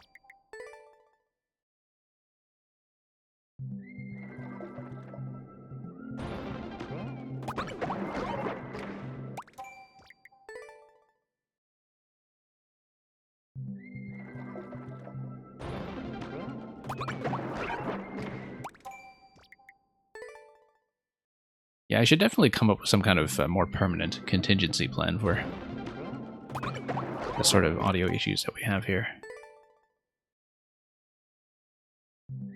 It's going to take some troubleshooting for sure, but, you know, in the event that we actually do have the audio getting into an unfixable state, I should have some music on backup to run Mario Maker Plus music like some other streamers we know. But yeah, I did swim a bit after bouncing on a bully when I was doing the pipe adjustment to head back into the lower pipe. I think that's what the issue was. That I did, in fact, instinctively tap it once. There we go.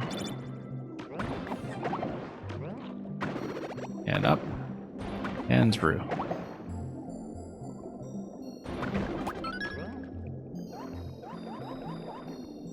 And okay, let's move on forward. Yeah, interesting way to charge up that bullet head using the Goomba head. Is that initial mechanism? Oh yeah, no, I see what the problem is. Yeah, P-switch got activated. I think I need to maintain the bullet charge while I'm in the pipe, and then that's how I do it. I can't just pop out of the pipe by itself, I think. What would a propeller box do underwater? In this level, it is kind of a death condition because you cannot jump in this level. Or you would activate the skip squeak. The propeller box, in terms of what its general behavior underwater is, I think is actually just the same as usual. We can try it. The propeller box, in fact, does nothing. It just doesn't propel, in fact.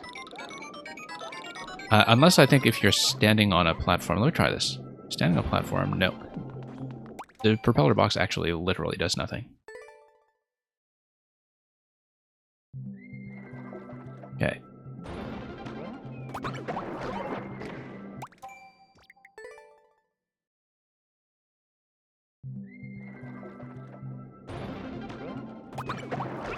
Yeah, it's kind of interesting that... I mean, I have seen the propeller used as a sort of fail condition or a gating mechanism before, but I didn't really know the water interaction off the top of my head because you just never see it. And except in these very specific circumstances. I mean, I guess if you really wanted the player to be able to take a hit and otherwise be a little bit worthless.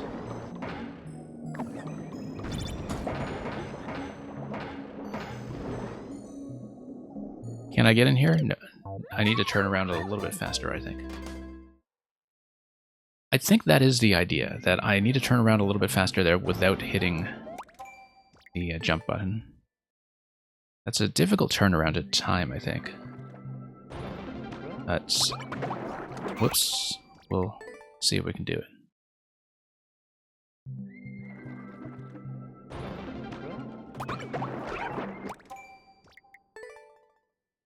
Would be cool if it worked like a motor underwater. Yeah, I was hoping for that too, to be honest. And given some of the alternate underwater behaviors of the various flood configurations in Mario Sunshine, for instance. Even though in general I think the underwater stuff in Sunshine is some of the roughest content in that game. Which is kind of ironic for a game that's all about water.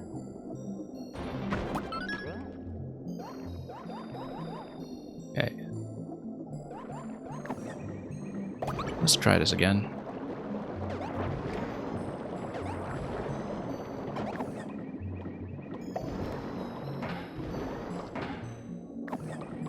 Okay, we need to turn around fairly quickly and then slide in here.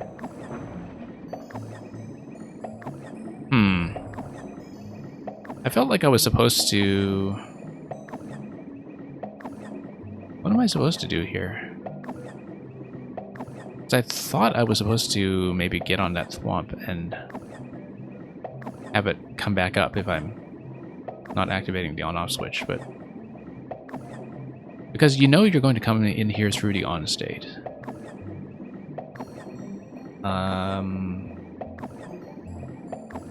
Oh, I think I know. That I'm actually supposed to boost like this. Yeah. And then come back on top of the swamp. Yeah, I understand it now. I'm supposed to lose the bullet hat by crashing against the pipe. Keep forgetting about that explosion range on the bullet hat sometimes in terms of that giving you that extra 1 tile of radius. Yeah, no, I understand it now. We can do it. It took me a while to puzzle out that segment, but I believe we have it.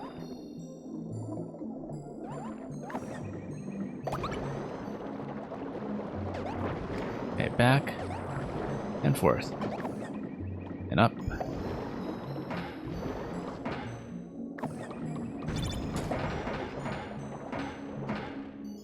And down. And we pull left, like that.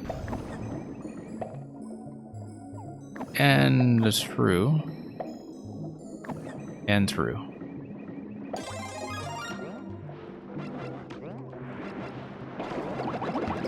Okay. I think I was probably not supposed to lose the flower there, but... Oh, no, because you need to shoot the Porcupuffer quickly enough such that when it blows up the blocks. I get it.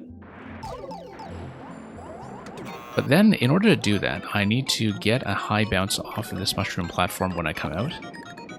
Which means that I need to hold jump coming into this segment here. Right? And then I come up here, shoot with a fire flower. Pop the Porcupuffer, and then land safely. Can I fly into the wall before going into the pipe? I'm not quite sure what you mean, but let's take a look. Yeah, you wish Mega Man was in here. I mean, Mega Man is a whole suite of powers but once, really. But I can definitely see what you mean by that. Mega Man could really sustain a whole Maker game by himself, really. Nope, forgot to hit the jump button there. You had to shoot the pufferfish right in those 2 blocks, okay. Good to know that. Lee Retro. Yeah, thank you to the patience of everybody who's been waiting so far. I know this has been a particularly difficult stream just due to all the technical issues. Probably the worst one I've had yet from a technical perspective. So we'll try to make it through this and give all the remaining submissions a decent look.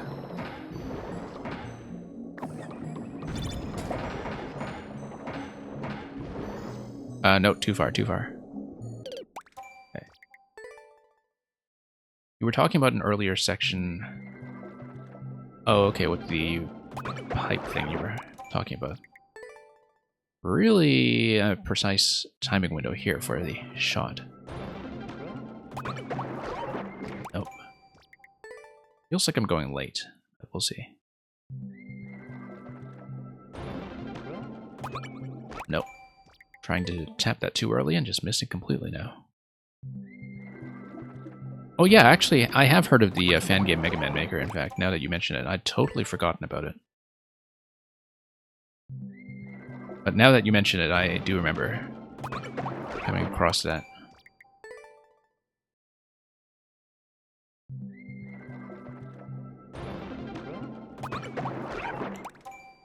And specifically, I think I must have heard about it from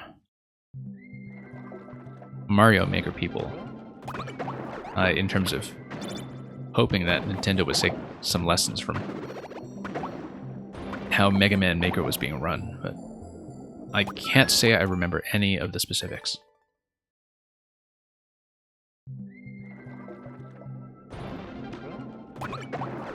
There we go.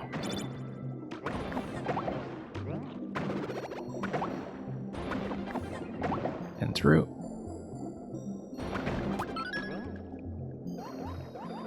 Alright, let's try to make it through here.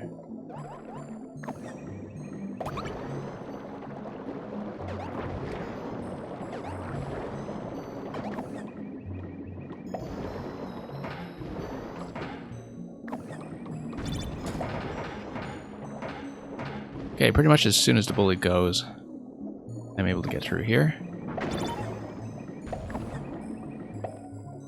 Then we push through here. Let's prepare the flower. And miss.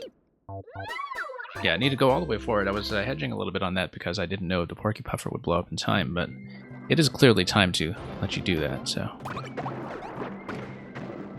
Whoops, missed that somehow.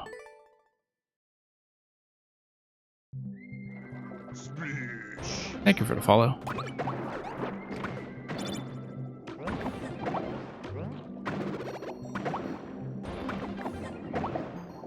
Okay, down we go.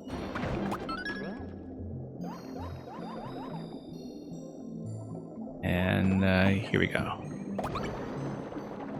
All the way to the right. Whoa, didn't crank left soon enough there. Very unfortunate mistake.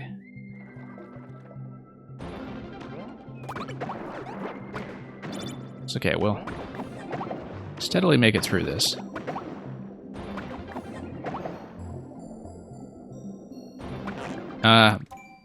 Very well placed pig sound.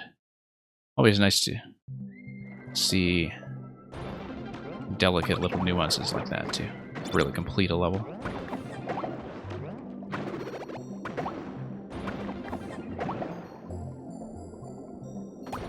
Nope. Trying to overcompensate for the pig now, which is just what happens when we make that kind of error.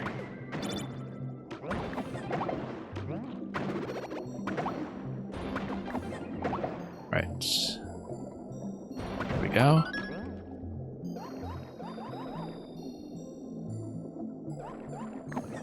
Repair this. Steer this. And just control our direction here. Push the bully too far, too far, too far. Almost. Missed. Okay. Just pushed the wrong button there.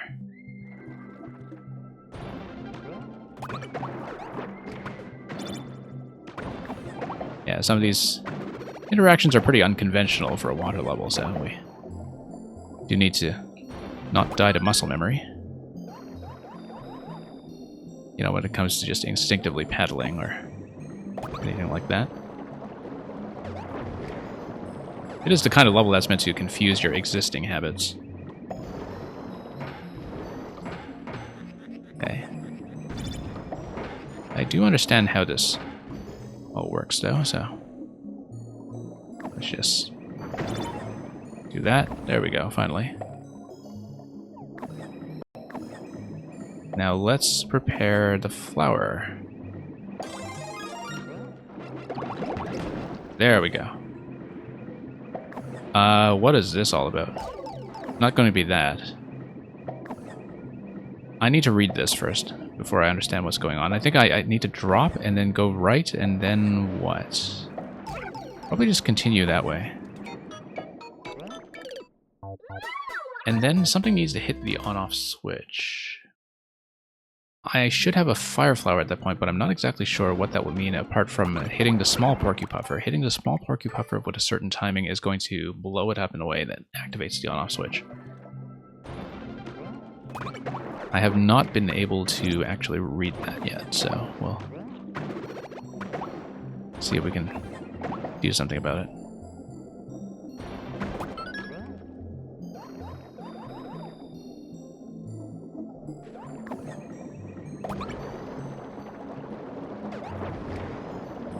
Okay, back and forth we go.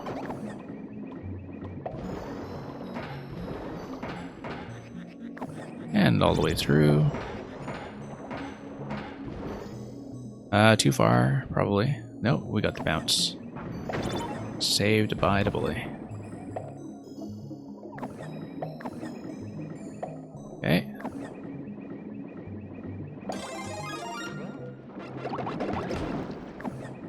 Alright, I think we need to drop immediately. No, not like that. I think I just need to come out here, drop gently, and then... Oh, I see. No, the P blocks actually mark a firing pattern for the fire flower. If I shoot the fire flower as soon as I come out of the pipe, then it should actually hit the Porcupuffer, the small one, with the deflection that I want. Actually, Electrodude, yeah, you just said something to that effect in chat, so... I didn't actually see your message, but you said something about shooting 1 or 2 fireballs into the pipe, or... We'll take a look at that in just a moment.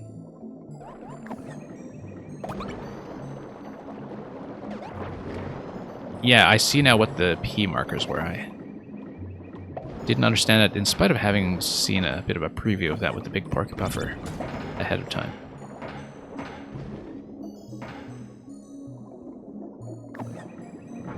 Back we go. And back we go.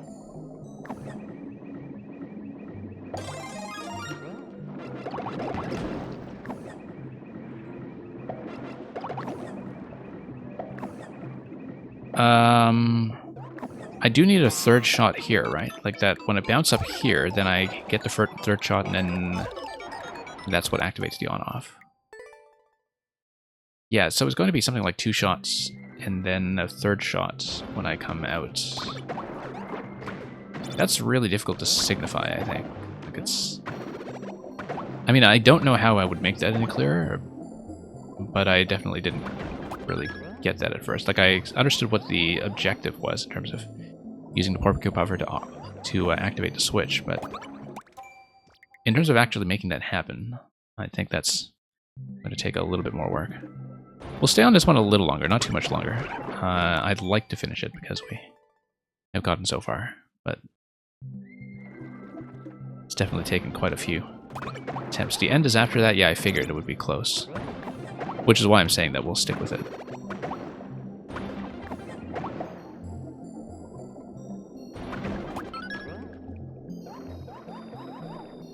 Been crashing out of too many things today, so...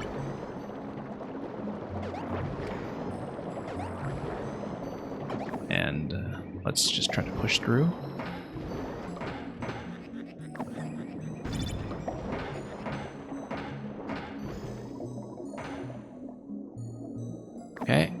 Pull back.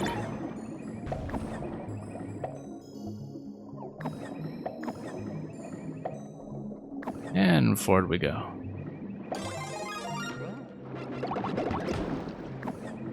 Okay.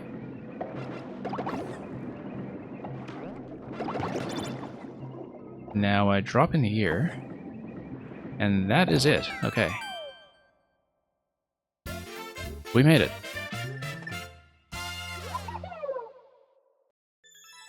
Yeah, we'll never get sick of the bully animations. That's very true, Supernova. Very, very true. So yeah, we'll go straight down next for the rest of the list. So thank you, everybody, for waiting so patiently, and especially enduring the massive technical problems we've had this entire day. Let's pull up what's next.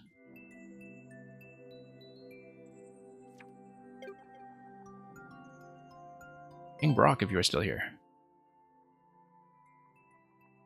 Yep, thank you for checking in, and thank you especially for sticking around all this time to see the continuation of Legend of Brockada.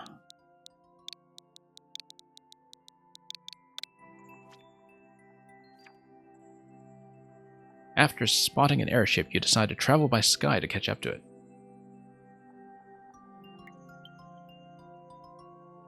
I guess that's what we usually do with airships.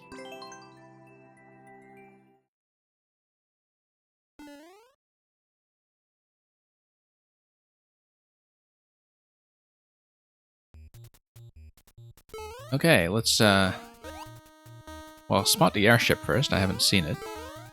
But we'll just continue this bit in the desert, which I think is just continuous with what we were doing in this series previously. And up into the sky we go.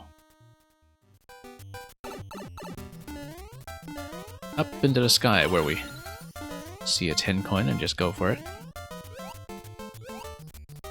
Yeah, you definitely have to play a little bit off camera here, I think, but it's not too much of an issue. At least not yet. Okay. You can tell that that's a little bit of a risk, though. That's actually the main difficulty in this level so far, is just predicting my position off camera. On the other hand, it's kind of nice to have everything vertically locked like this by building in the bottom half, presumably, because at least then there's no guesswork involved in any of the landing locations. That you can always see what is below your feet, so I think that's a decent trade-off. So yeah, you do need to go off-screen up top a bit, but it's better than having the platforms in the lower half disappear on you. Always going to be a bit of a trade-off like that when we have this style of design.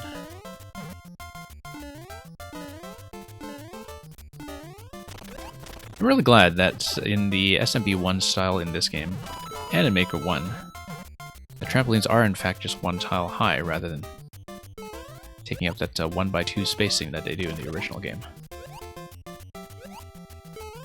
That's definitely what I was thinking of here.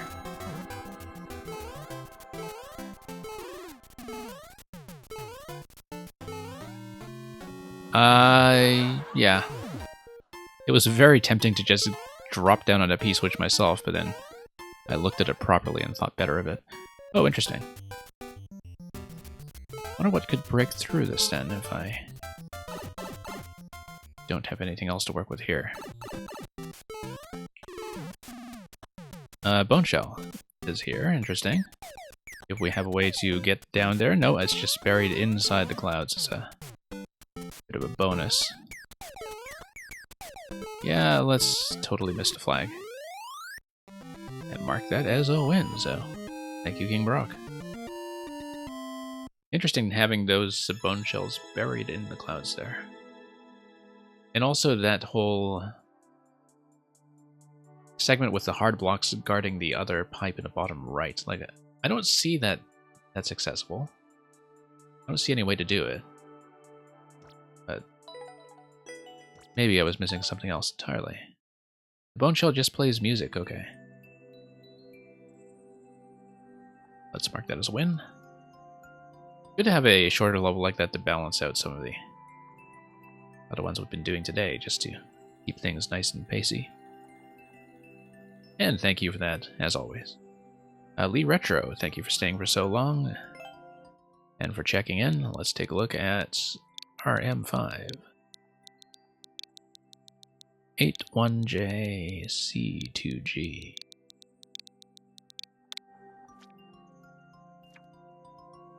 Hellish Heats MT. Don't know if I know what MT is, but we'll figure that out as we run a hint of speedrun on a sunny day. 40 seconds, 2%-ish. Let's see how it goes. Nice thumbnail, signifying, of course, that we are expecting cats.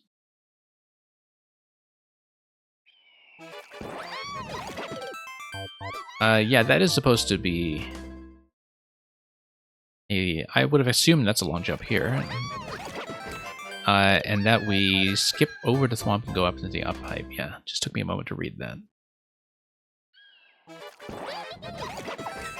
There we go. Probably... no, just a single boost there. Let's not double tap that. It is a speedrun. You do need to react to things somewhat quickly. Just need to get my head back in speedrun mode after playing slowly all day. Especially after a fairly lengthy water level. Whoops. Let's hold the bounce. Yeah, I don't think I'd actually seen the Menko team tag before. At least I don't think a lot of people from there submit here, so...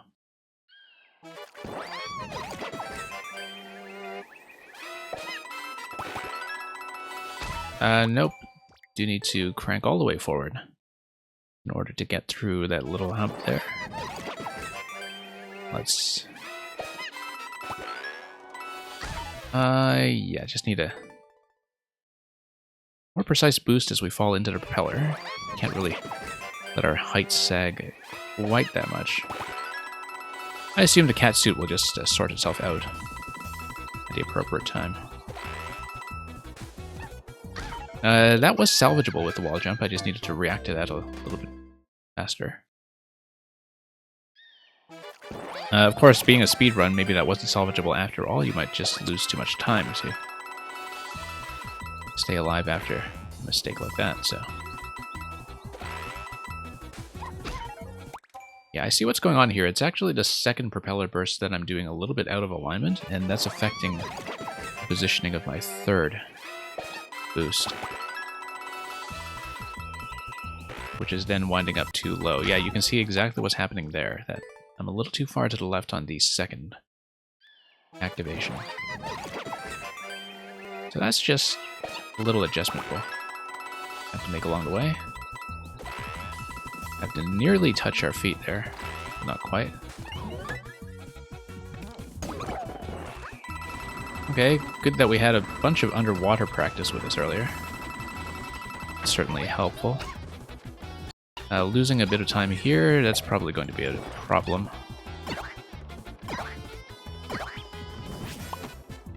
I feel like I needed to ground pound cancel repeatedly until the thwomp outpaces us on the way down to the on-off switch and activates it for us.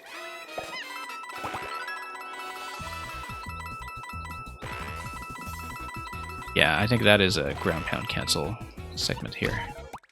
But we'll get to that.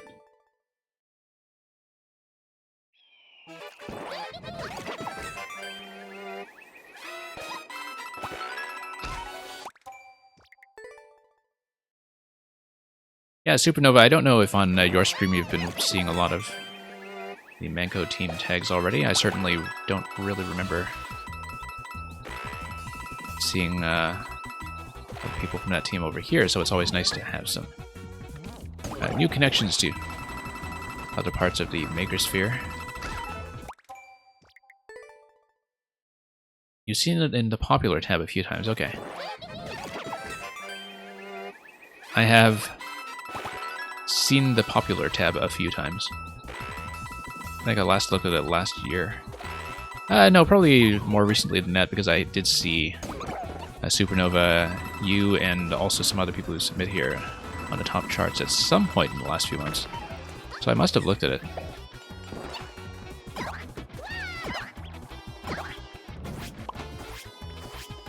Okay, no, this needs to be like a really quick repeated input. Need to stall quite a bit there, and much more rapidly than I'm doing. Don't know if I can quite execute that, actually. That's going to be a tricky bit to do with what I'm doing here. Yeah. You don't see so many of those ground pound cancel segments in 3D World, actually. I mean, I do see them in the NSMB challenge levels from time to time, but oops, not so frequently in 3D World. It looks like I have to stall quite a bit in order for Thwomp to outpace me there.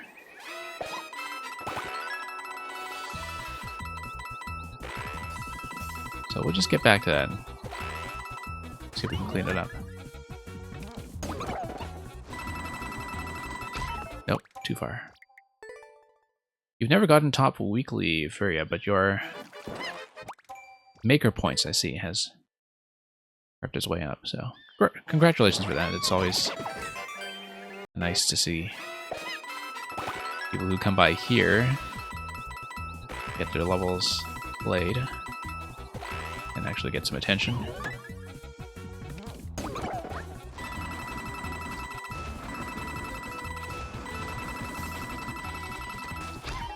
Whoops. Don't know how I let up there.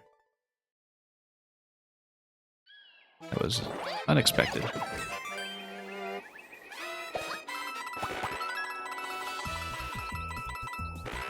That felt early. And it was. And a part of the ground pound cancellation...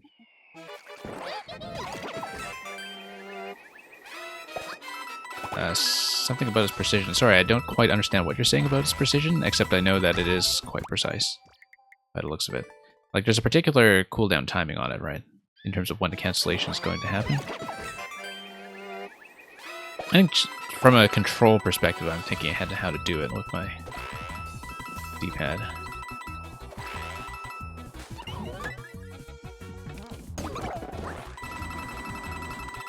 And yeah, Fury Nova, I know you've been working on some shell stuff recently, as you were saying.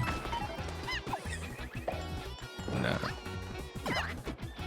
Furia, I should say, to distinguish you from the other Nova in the room. Yeah, as you can see, my ground pound cancellation here is not nearly quick enough to make that happen. It might be a fairly serious roadblock, actually. Not having really practiced the repeated cancellation very much. Like, there is going to be a particular rhythm to it that I don't have yet. Whoops.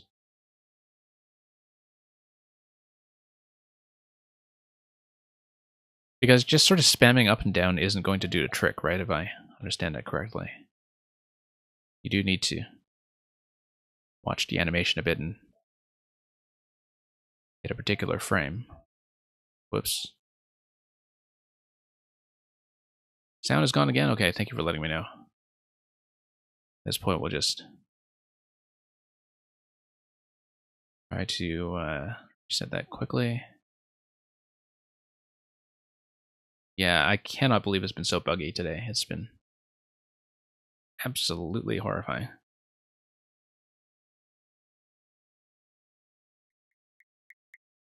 Yeah, should be back. Whoops.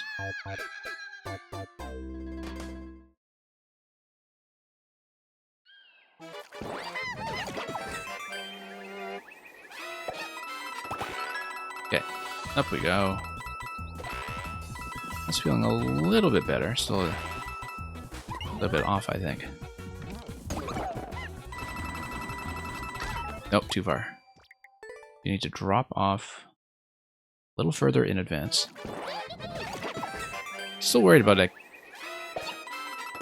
ground pound cancel segment, because that's one segment where I'm nowhere close to doing it right. I'm actually so far off.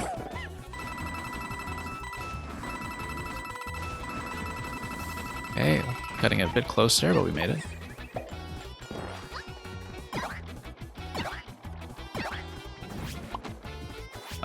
Whoops. Yeah, I just didn't manage to get to cancel at all, actually. I mean, I don't know if there's a particular trick to the inputs there that will make it go better, like whether there's a particular timing window that I should be looking for. And Reeboks, welcome.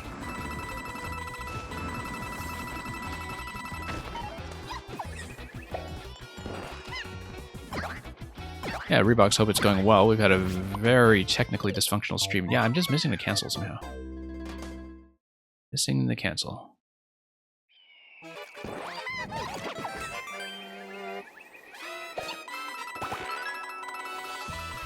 But yeah, don't know what we can be doing differently there.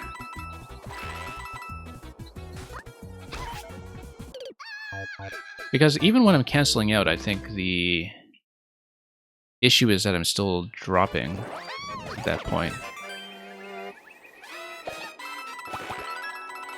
You know, with the normal fall speed, and so something else I need to do to stall there that maybe I'm not doing it right.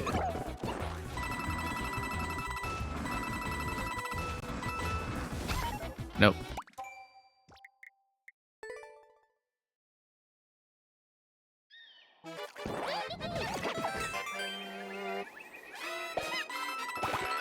We've had all kinds of people here change their suffixes recently. It's now Reeboks YT and Furia SMM. Just a part of life, I guess, to update your names as you see fit. Do a full-scale corporate rebranding.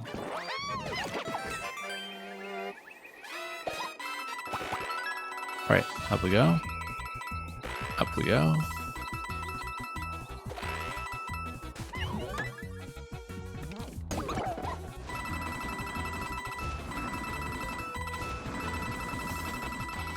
So yeah, if anybody has any insight into the ground pound cancel... whoops. I got distracted by the semi-solid that was in the top left after that pipe, actually, because I looked at that ceiling and thought, I wonder if anything there is accessible, and then I was too busy watching that instead of actually playing the level, which happens from time to time.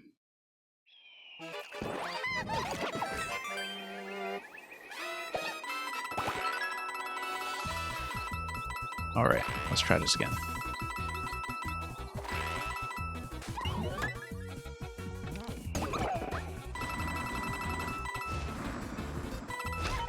Nope.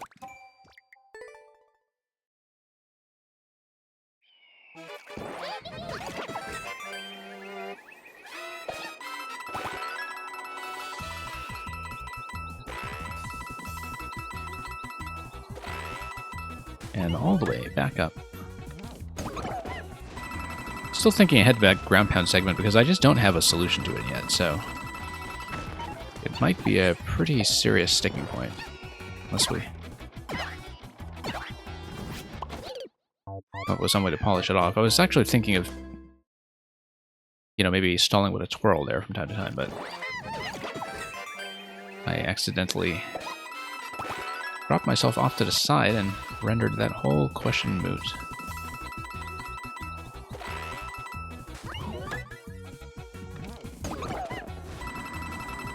Nope, too early.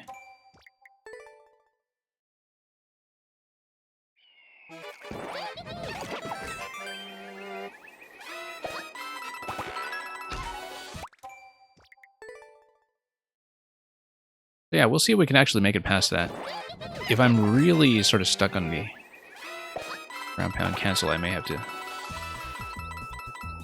put some of this aside for now, but we'll make a couple of decent attempts at it if we can, and just try to figure out a method that's going to work consistently. Whoops. Or work at all, really. Get down and up with a joystick or a crossbow often. Yeah, I'm not using a controller that has a stick right now. I'm on a D-pad. And so, yeah, I guess if the solution is just to go quickly, we'll just try that. I was wondering if actually spamming up and down would work there, because it just seemed like maybe there was a particular cooldown time that was obstructing me. But we'll just try to go as quickly as possible then. Nope. That was totally wrong. I'll see, because I definitely need to practice the input here and change the way I'm playing that, I think. Because I'm trying to tap up and down repeatedly, and as you can see, it just doesn't quite go. Yeah, because if it's something that's like a really spammy input, I don't know if I can handle it mechanically here. It's okay, we'll try it. We'll try it.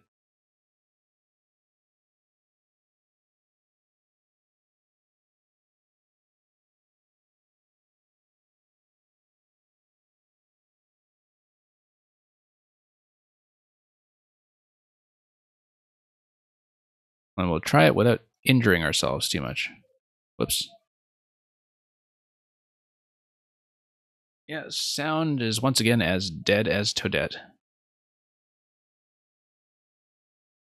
I cannot believe it's been so glitchy today.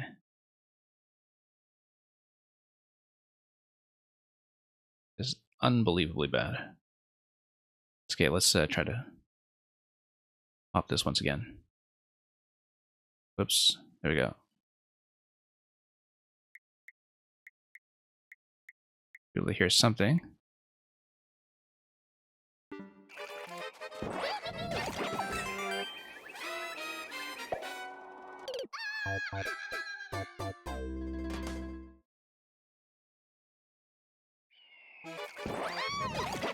Okay.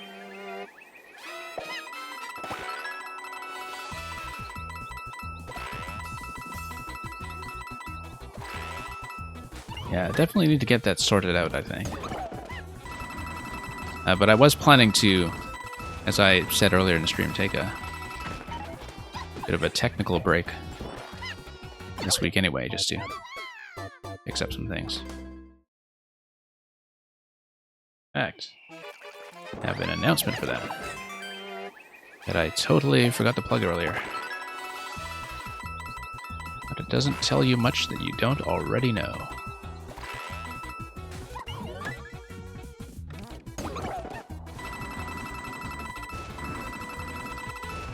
Okay. All the way over. Yeah, let's see. If we're tight on time, I can definitely shave some of those jumps. Oh! So that time to repetition was okay, and I just didn't get close enough to activate the thwomp, which is an issue in its own right.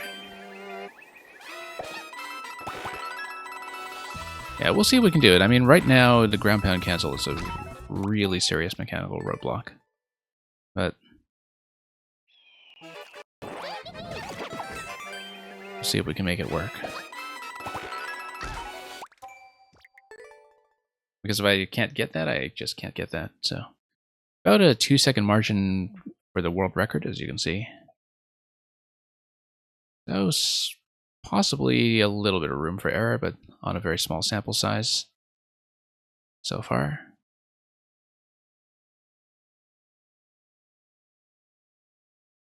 Whoops.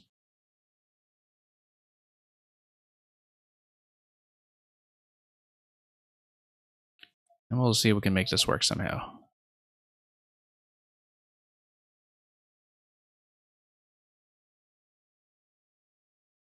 For ground pound cancel, you've got to press up after the pound, twirl, and then ground pound again. Yeah, I tried it once earlier, and I just had a mistake with the input because I accidentally went off to the side. I think you're probably right about the twirl, to be honest. And yeah, I know... okay, let's see. No. Yeah, no, I'm having some issues here not accidentally hitting the side of my D-pad. But we'll see if we can make that work, so... Nope. Hang on.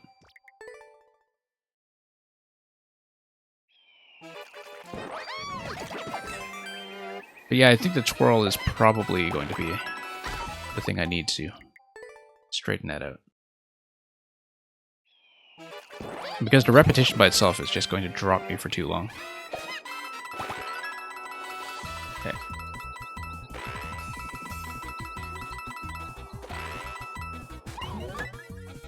So we'll try it.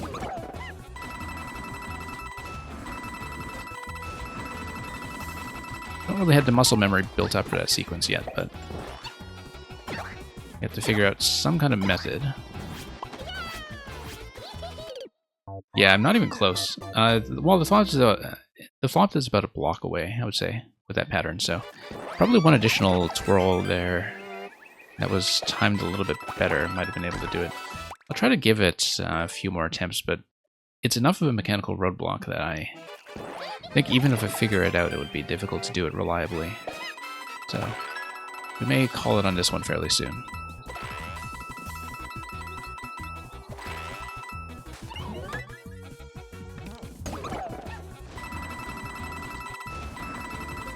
But we'll take a look here. Oh, whoops. Oh, I let up on that too soon before I actually blew anything up.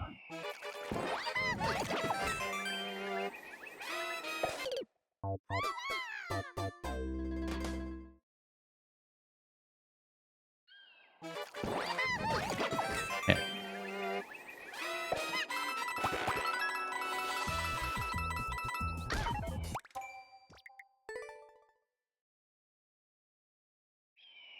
No, Lee Retro, you're saying almost today if you're going to leave. Yeah, I'm not exactly sure I understand what you were responding to there, but if you want to clarify that, that'd be useful.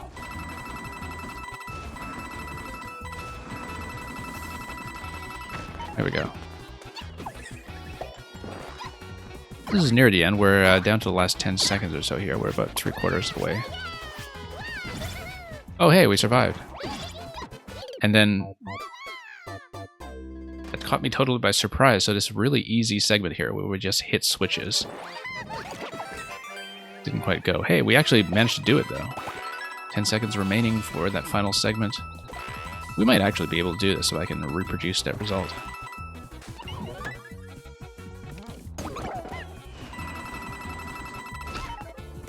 Okay. And yeah, Furia, thank you for staying for so long today. Glad to have you here as always. And have fun with all the shelling.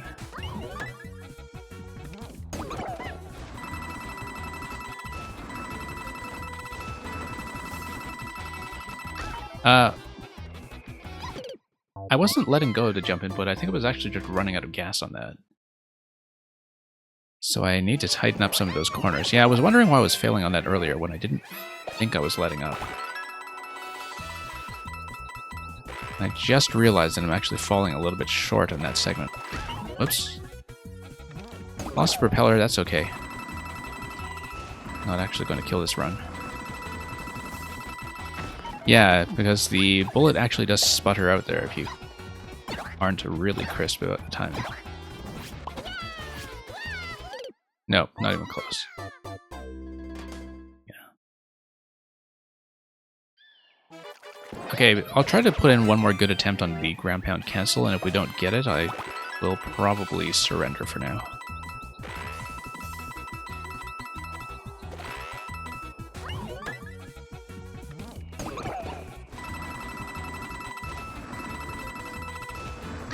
Yeah, not even close. Let's try that again.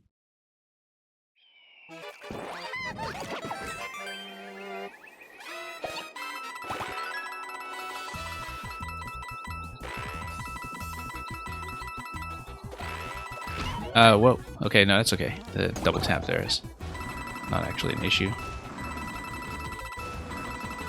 Sputtering here may be an issue. There we go.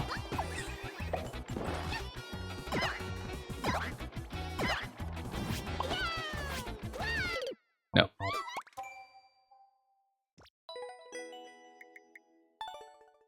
Well, we know what we need to work on from a technical perspective. Seems like a fair number of people had no trouble with that, though.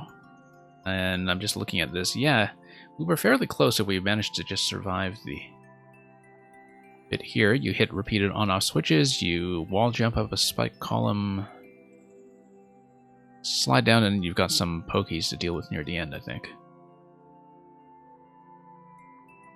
So, just from a technical perspective, it's very clear what my specific problem is. Anyway, thank you for sending that, Lee Retro. Yeah, always good to put in a few attempts and something like that, so let's pop in whoever's next. How's the queue doing? I've been taking a little bit long today, I think. But Zero Planes, if you're still here, let's take a look at what you want to show me.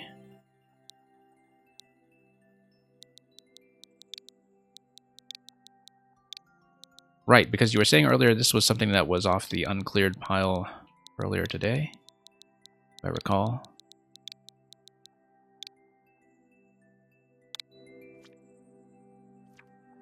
And yeah, Lee Retro, thanks for letting us know about that. I guess I'll just look up the level code for that later. Okay, so this is Pokemon. I am going to point my translation engine at this anyway, just to see if the Japanese text is telling me anything useful. Probably just saying Pokemon, but who knows. It's the title. I can't quite get it. It's like mysterious something. The description text says something about old brother. But anyway, it's something mysterious. Something like a labyrinth. I don't know. My translation engine is of no use here. Just too small a sample to work with, I think. If somebody actually reads Japanese, you can tell me all about it. Puzzle solving and themed. Okay. Let's see what this is all about, as we have to reach the goal after grabbing at least 7 coins. Alright, up we go. Whoops. Let's not do that.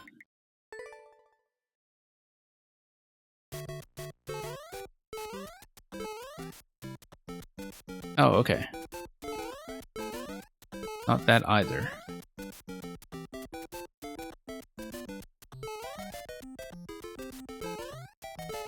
Let's see. Couldn't enter this pipe.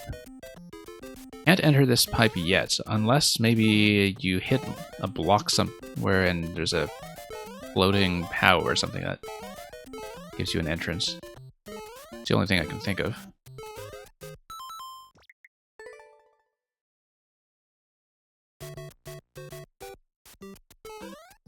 And yeah, Lee Retro, thanks for telling me about that. Possibly we need to get within range of something up top. Huh. Very curious. I'm gonna check. I'm just going to jump on every location here because I feel like it might be something like, you know, floating POW giving you access to this pipe. I really can't think of what else it could be, given that we have no access to other doors or pipes to speak of. I may need to pop out into the preview screen for this, in fact.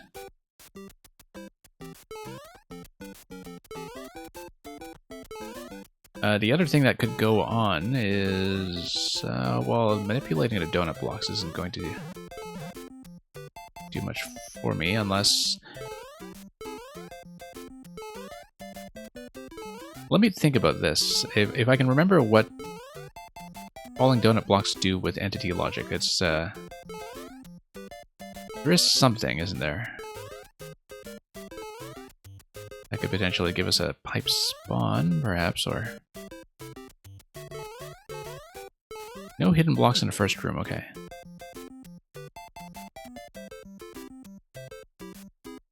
Drop as many as we can, maybe, and...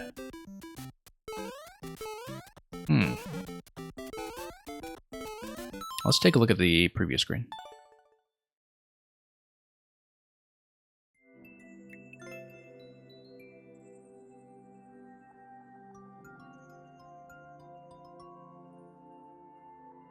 Well, that reveals nothing useful.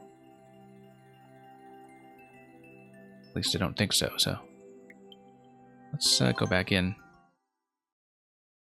Yeah, if we're staring at this for really long, then maybe we could use a nudge for that. I mean, you did figure it out from uncleared. It can't be too unapproachable if it's something that is actually doable. And not just something potentially glitchy. I feel like there's something to do with like donut block manipulation for what we're doing here. Like, oh, no. You just stand on a donut block and go through the pipe. What am I doing? Yeah. I mean, let's actually point in the right direction. Hang on. I'm just missing, actually. I feel like this is still the way. There we go. That was actually rather obvious. I don't know why we had issues here. Is this all 7 coins? No, at least 7 coins. Well, let's just grab it. And we'll do each of these rooms, SMB2. High jump here, okay. I think the fact that I knew it was previously uncleared was actually throwing me off slightly because I was just thinking about it that way. Okay. And then we probably do something very similar here. We'll just pop all this. No, I needed something to probably cut through all the blocks in the bottom layer. No, I don't. I'm big. We can do this. Unless I do need the shell down here somehow. Okay, LOL. Let's pop everything with a fire flower and see if that gives me a key, perhaps.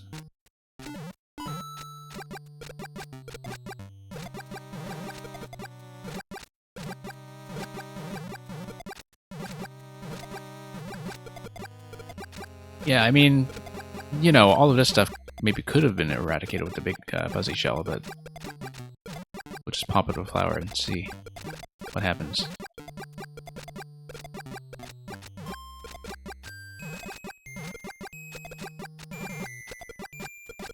Something will happen eventually, I'm sure.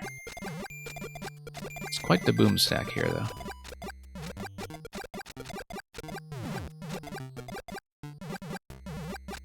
And it's going to fall all the way out.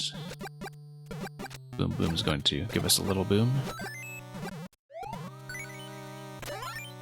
Here we go. 3 coins so far. This doesn't really give me anything useful. Master Sword and a P door. Okay. Let's grab this first. While we have the ability to do so. Eventually, I think Bone Shell will get me up to the red pipe, but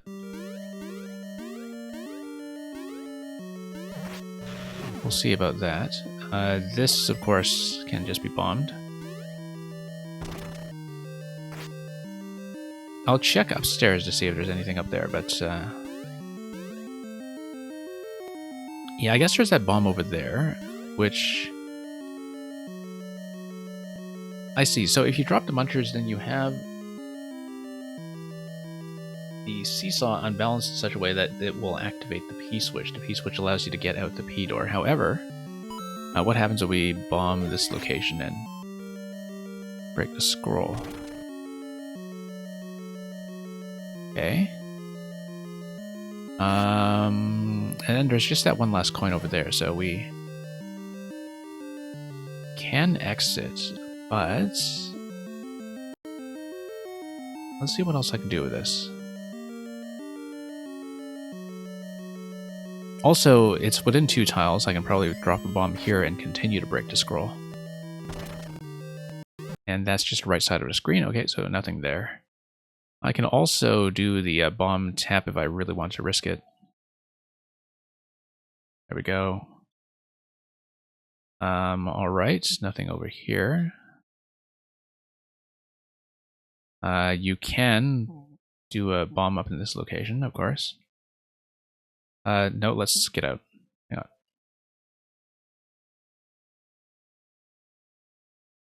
Yeah, I mean, I can grab that coin. I can probably even grab it with something like an arrow shot.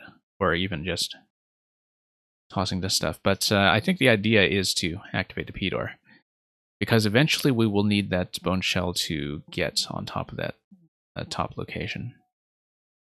So, well, why don't we just bust through here first, just to see how it's going to go. Grab this quickly, and then we can drop everything. Possibly I can also use the sword to do a bump.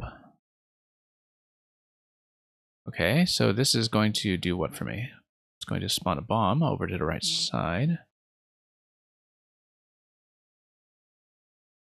Yeah, bombs here don't really do much for me, so we'll... Whoops. I want to do that. No, let's just get out. We know there's no further scroll break to the right, so there's no point trying that. We do want to open up the P-door, though. One other way to do it is... Well, we can drop a bomb over here, in fact. Whoops. Actually, let's get off this donut block first. Then drop a bomb. And then...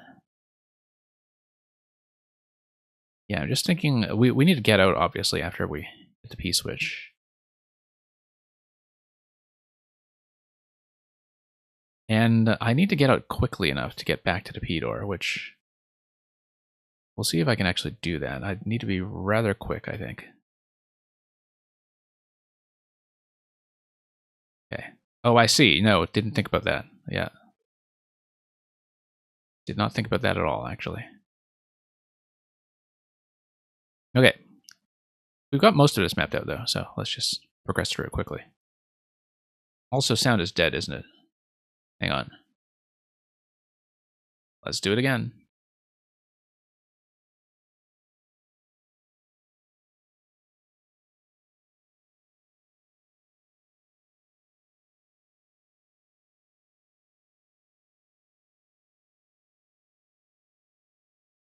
Okay.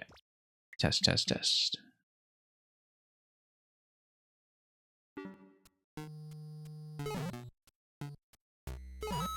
And yeah, the early stuff is pretty understandable. Don't think it's too much of an issue.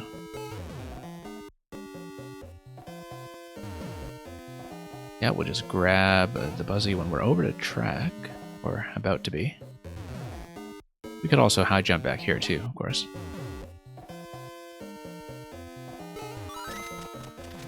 Okay.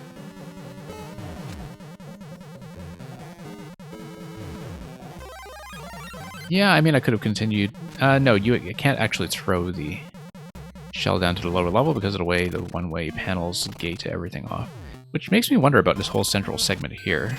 I don't know what it's really for, given that we have no way to bust through it. Like this whole thing to the left here doesn't actually mean anything, I don't believe. So yeah, we couldn't have taken the Buzzy shell down here in the first place, I don't think. Anyway, let's pop all this.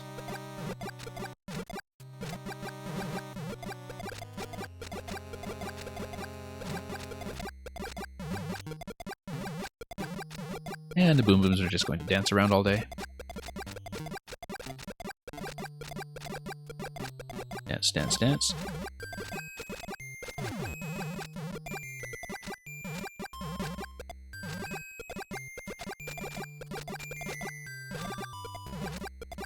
Yeah, definitely want to watch the clock here, because being a clear condition level, that might eventually be relevant.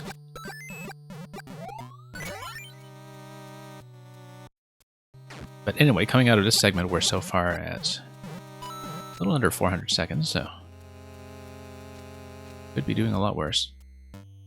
For sure. Yeah, we came out this door. Let's go to the Master Sword.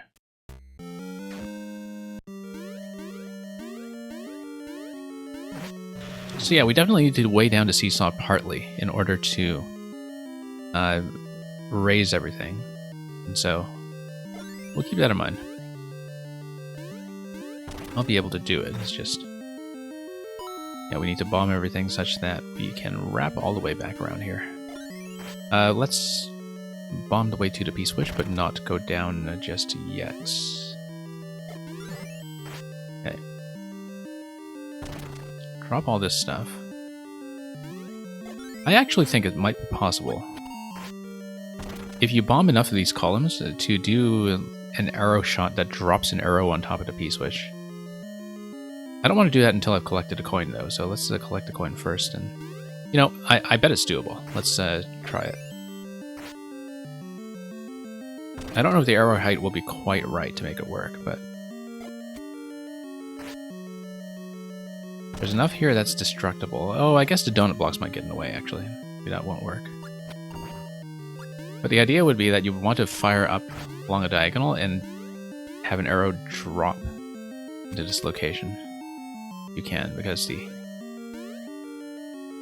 drop trajectory actually can potentially do that for you. We probably don't want to spend too much time on this, actually, given that this level can be time sensitive. So maybe this is a bad idea. Yeah, well, we'll try it, since I'm far along with this idea already. So if we were to stand like over here, you see, it actually would work. Let's not do that until we've grabbed a coin, but I'm going to try that afterwards. Just to make sure we get the clear condition going. Yeah, let's... no, let's tap this along the wall. Blow this up first. There we go. Grab the coin off the right side. All of this needs to be blown up anyway, even if with the standard path. So let's just try it. Just so we can skip this whole seesaw thing here. It looks absolutely doable. I think I want to blow up one additional block just to get a bit of space here, but... So we fire like that. Oh, maybe not then. Okay, not quite. What if... No, I didn't think so. Alright, let's do the seesaws. But we need to do a bit of a muncher bump first. Get everything unbalanced over to the other side. And then we start blowing things up.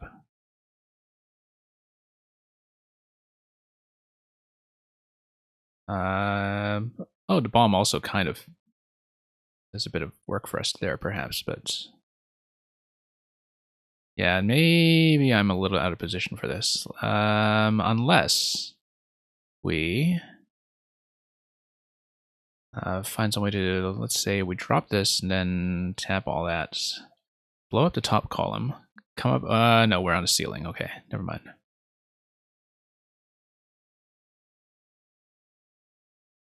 No. I can go around this side here. Got 100 seconds to set this up. And so we can, for instance,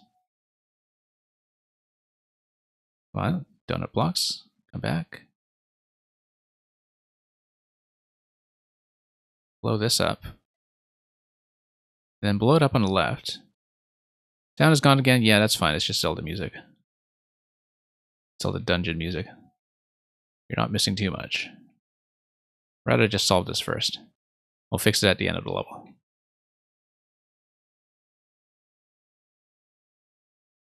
Nope. Hang on. Okay, that kind of works, except now we'll have to jump up on top after the P-switch, yeah, okay. 79 seconds, I think we can do this. Let's hope that I don't need Link for whatever's through here. I do need the bone shell, though, and I never got the bone shell. Let's come back here and see. what happened, because maybe you need to obtain the bone shell somewhere in this segment. And I don't see yet where we could have done that. Because I did all this stuff over here. I popped this. Oh, bone shell is all the way up here. Okay, I didn't know that. Well, let's scout this out so we can actually get to clear on the next attempt then. Because this guy goes where? Everything gets blown up. And then there's a bomb that will do what? Ah, the bomb dispenses the bone shell. Okay. We have 16 seconds. I will not make it. Also, though, having the bone shell here in advance of leaving solves this problem with the P-switch. 2, 1. Let's see what's through here. That's to clear.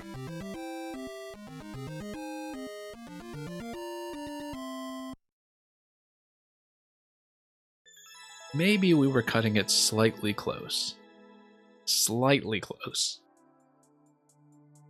But that's what happens when we fool around on a level like this, so... I don't know if I actually like it. Sure, let's be charitable today.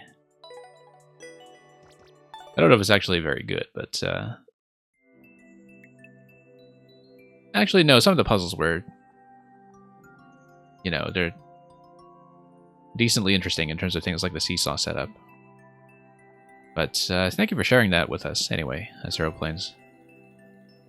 I guess this guy's going to mysteriously wake up to a couple of clears and likes. Yeah. I mean, the flow of it is somewhat clear from the beginning. It's just that, you know, the way it's structured does create a bunch of locking potential, but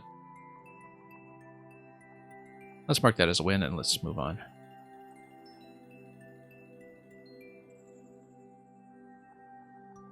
I'm seeing that apparently the sound actually did blink back on after a brief blip earlier, Supernova, so if it is working, do let me know.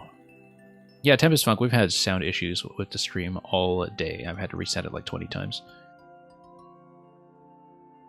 But let's take a look at Teramis first and see how that goes. So yeah, Tempest Funk, hope the Game Builder Garage is going well as well. I know you've been looking around with that recently. And Teramis, let's take a look at the boot concept that you have. I think it's a boot concept. Dry Sock Forest.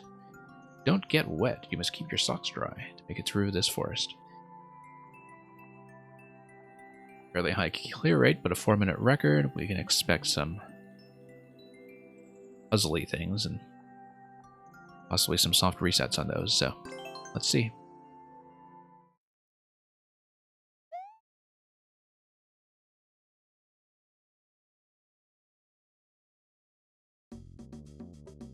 Dry! Okay, so let's not hit the water.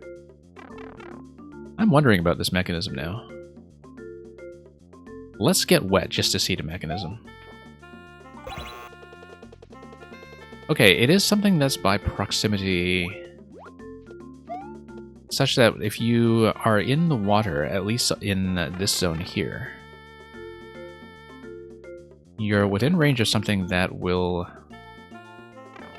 pop one entity from the limit, which is curious.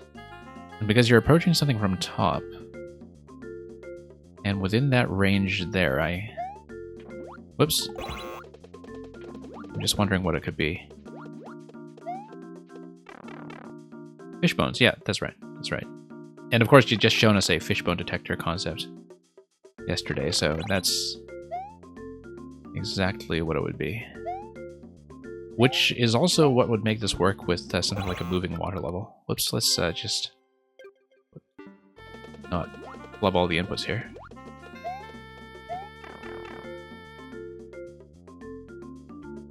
Yeah, nice to see a bunch of these fishbone detector concepts.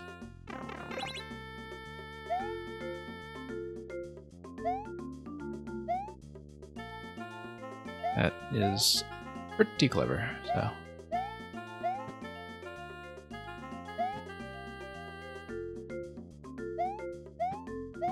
Okay, here we go. We can probably do something to manipulate the seesaw position here, but let's tap this first just to see what this is. Okay, so when you lower the platform, it's going to deliver a second spring. Which tells me that I need to drop this in order to give myself a platform to make it across. And then we'll do something with the second spring once we have access to it, so... Yeah. And then we can go back to access it, and eventually we need to get one over here so we can go through the door. I think I should be able to do this without weighing it down, okay. Now, snake block is going to go somewhere. I want to test this first, just to see where it's going to go. Okay, so, oh yeah, no, there's that track. I didn't see the track that was along the one-way panel. So it does signify clearly what everything is going to be. This is purely a platform survival challenge then. Oh, interesting that you do have the snake block activating the reset at the very end when it drops off. Nice touch there. I guess that would be, yeah, because of something being removed from the track timing. That you have, whoops. You appreciate the gentle resets for sure.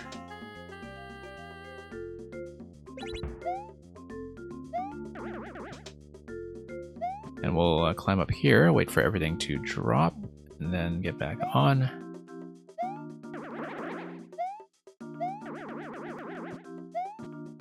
And through we go. Snake block is an entity, so dying triggers the ELB check. Yeah, yeah. That's one thing I don't see too often either with the ELB concepts, is the use of the snake block in terms of counting towards that limit.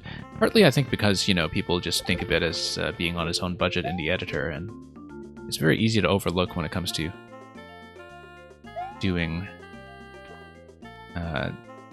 entity limit shenanigans. I do want to eventually toss this to the right side so I can jump over it, and then what do? Then we just survive the rest of this.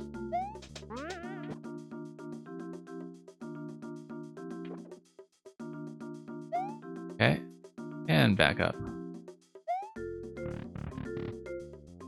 Yeah, nice little demonstration right on the screen now of the fishbone concept as well. Here we want to get to the right side, activate the moving platform, and that will eventually get us over to the door, I think. Or load something over to the door. Yeah, no, it's going to load some stumps over to the twister that's on the left. And then the stumps on top of the twister will give us access to the door.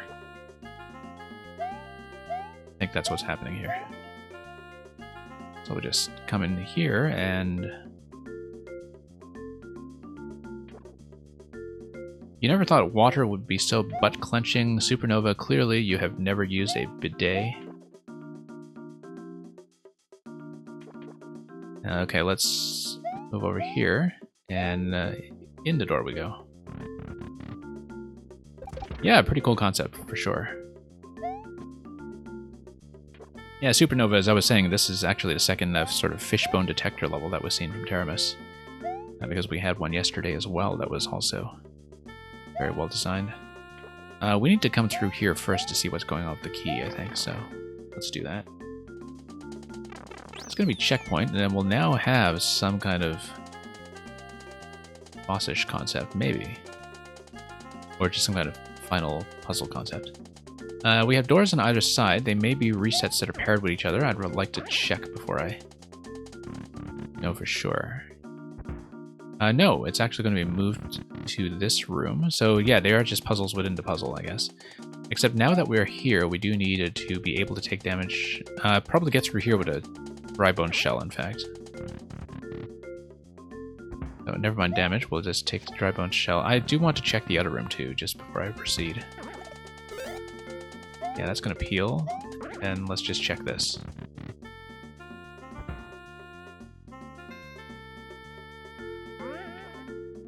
But yeah, definitely the fishbone detector concept is one that I can't believe we haven't seen more often. It seems relatively obscure from a knowledge perspective. Anyway, we have 160 seconds. Let's actually do this stuff. Water level doesn't move here. We just need to get through and get off the donut blocks quickly enough to... Oh, okay, no. We need to ride the donut blocks, but get into the shell form because the fish bones doesn't detect you while you are in that form. Yes, that's correct. Likewise, we get pushed through here. Funny how that works. And then I think we kick the shell. The shell will be saved by the claw. And then we get out. After we do this, of course.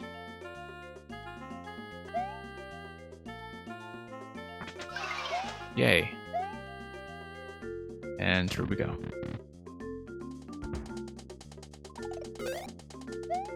And then we need to grab the other coin for the key.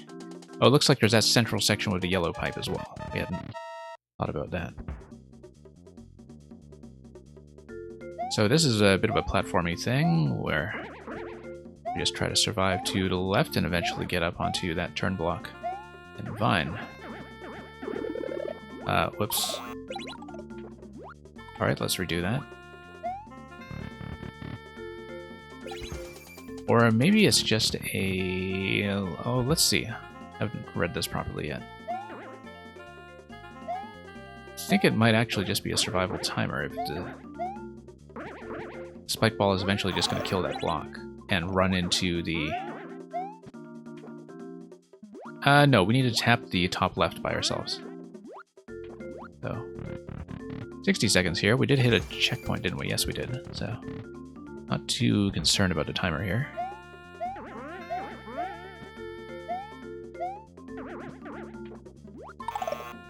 But yeah, I think the idea eventually, let me just show you, is to... Yeah, we need the spike ball to smash that, and then we can go through to hit the note block on the top left. So it is purely a survival challenge until we need to get up to that top position.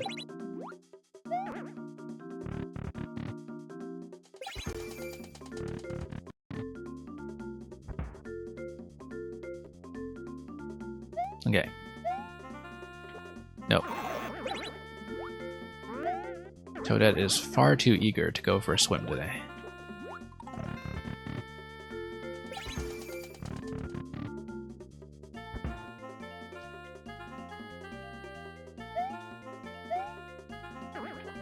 Nope.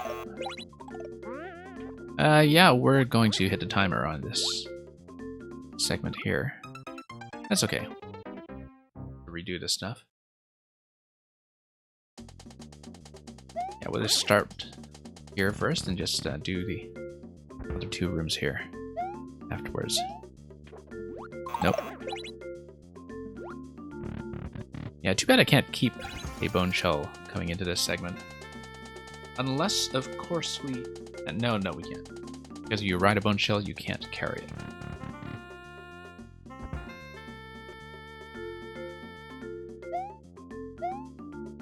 Okay. Being a little more stylish here now. Whoops. Or not.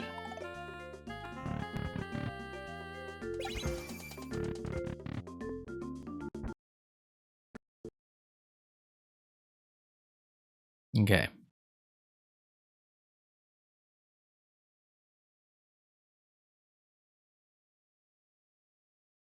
Okay, that is still going to get smashed. That's fine. Okay, great. Oh yes, no, and then we grabbed the coin. I was thinking we needed to hit the block for some reason. And that's not true. That's okay. I had a coin. We're fine. We actually Won't have any issues after succeeding. So let's check this central segment over here. Oh, nope, mistake. Also, let me check to see if this was, in fact, a repeatable checkpoint. I don't remember if it was. It was not. Okay. Sound gone? Yeah, I might just try to wait this out this time. It did blink back last time after a minute, so who knows? If it's still going to be a problem, we'll take a look at it. But we've just had so many interruptions today, I think I'd rather just address it periodically. Okay, so Lemmy balls are going to be here. We just need to do this little check here to make sure we don't get bounced. We'll mind that bouncy ball that's coming in right side. And yeah, semi-solids are going to leave Lemmy quite well protected.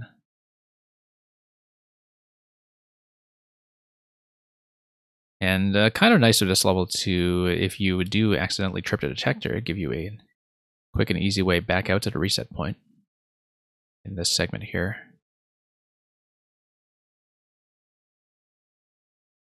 And okay, let's try to make it.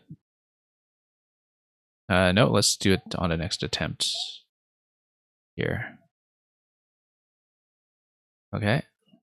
Nope. Let's be careful. And just get up there really quickly. There we go.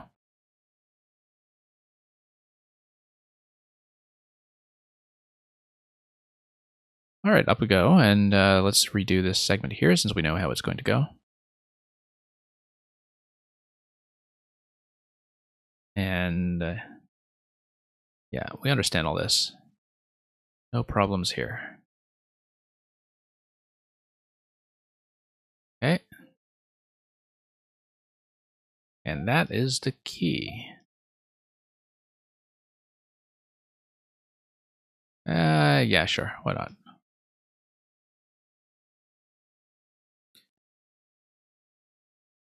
I did manage to hear the A sound on that earlier, at least. Anyway, let's drop off through here, pop the key door. Sure, let's fix the sound. This is a good point to do it. Just give me a moment.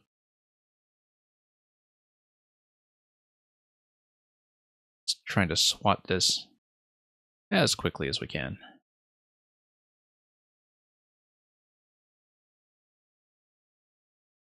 And we'll see if it's actually back. Okay, let's continue.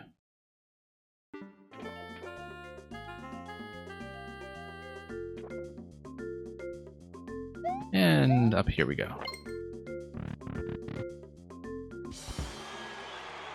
So yeah, well... Okay, no, that just shows you the fishbone detection. Within a certain range, so... Yeah, really interesting use of that concept with the fishbones in their natural habitat. Thank you for that. And thank you for all the GGs. Let's mark that as a win. And push on a little further.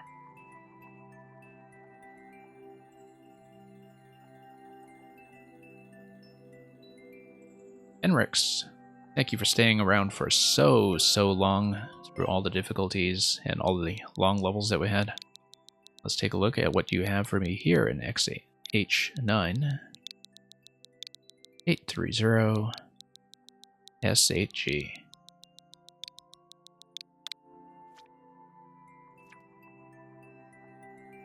Tenzing Montes. Bring a coat. It's rather cold up there. Okay, got about a 0.3 on this. We'll put some time into it and see if I can put in a decent effort. Kavik, welcome. Kavik, you've dropped by for a stream that has been riddled with sound problems across the board. It has been our worst day for technical difficulties, but a very good day for levels, including, of course, Meng's submission to 69 YMM. Yeah, you can hear me fine. It's the game sound that's been blinking on and off all day. So hopefully getting some of the computer problems fixed this week. But let's get in here and see how we do.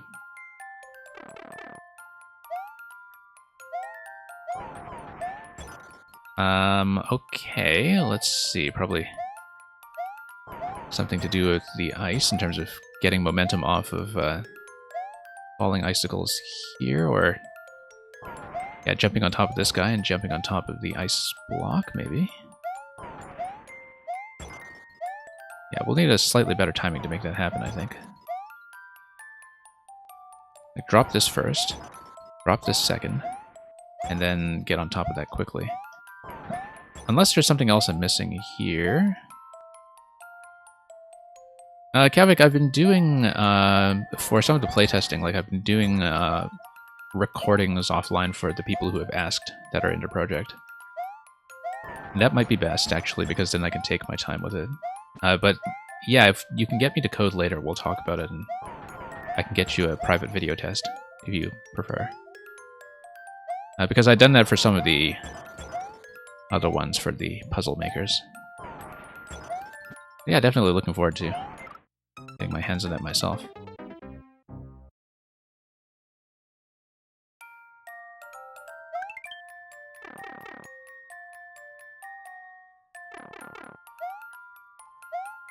But yeah, we can definitely get a video of that done. Made it in 2 days? Yeah, I think, you know, sometimes when you just get into the flow of making something, it just comes together quickly.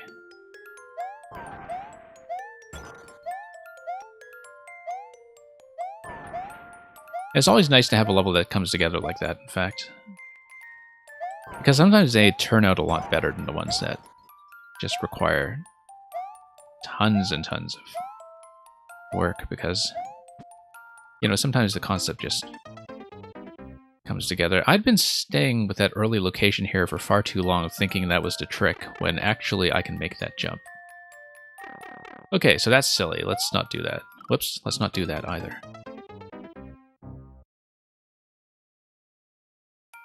Also, it's got some pretty awesome speedrun strats, I would imagine so.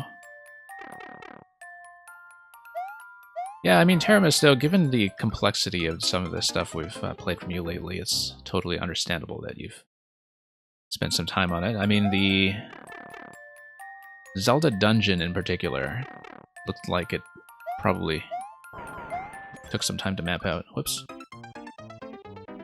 2 different routes at the beginning, but there are icicle jumps up above. Okay, we'll keep that in mind. Yeah, definitely it's just watching the timing of the right side icicle here. I feel like I do need to go right to left to get this down properly. Whoops. But of course, even that later jump there is going to take a little bit of work. So, yeah, we'll see how much of this I can actually get through. As you can see, yeah, bumping my head a bit there.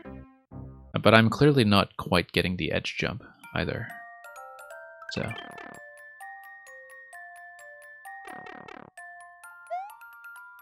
yeah.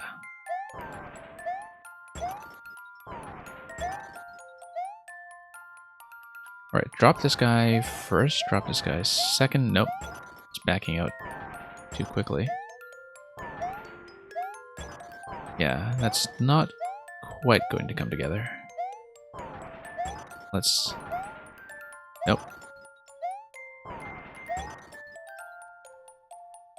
No, need to stand a little bit closer. Yeah, just slipping a little bit when I'm jumping back to reposition.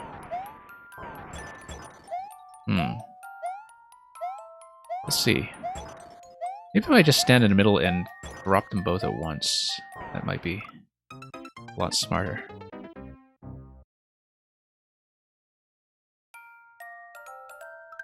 Oh, whoops. That was a slip up.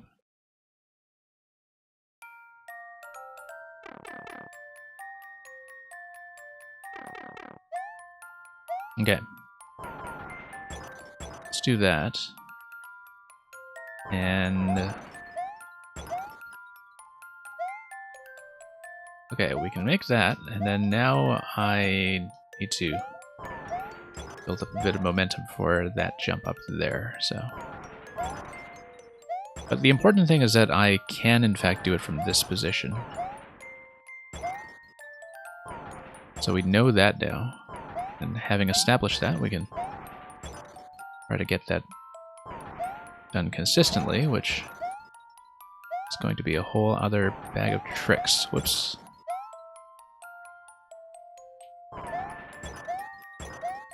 Okay.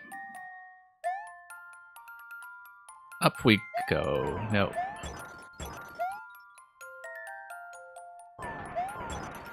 It's funny because this is also sitting on that 0.3 clear rate, and the fact that that is combined with a segment that actually has a gentle reset to it might be very concerning. Yeah, but we'll see if we actually get to see the level, which, at this point, may be questionable. Let's try to make that happen, though. I should also try the jump to the right at some point. Yeah, as you can see, just an accuracy issue with the edge jump for me. You think the clear rate for this is way lower than it should be? Yeah, I mean, the thing about ice physics is that people can really make a mess for themselves. Even off the simple things, you know, as we've seen with some of the very needless deaths we saw earlier.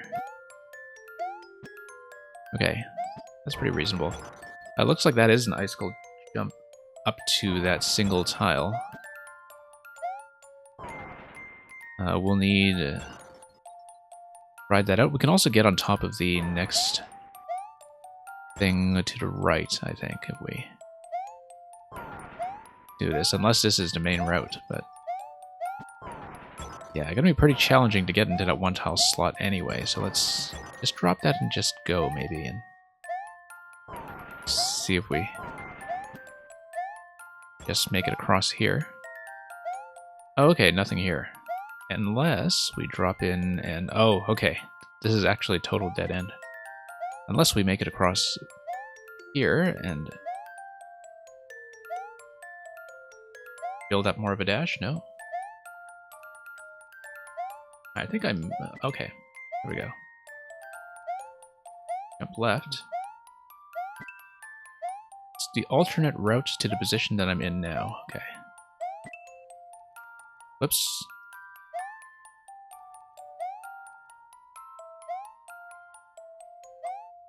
Let's get some of that ice momentum going. Do a little hop, start your jump on the landing. Okay. Yeah, I kind of see what you mean.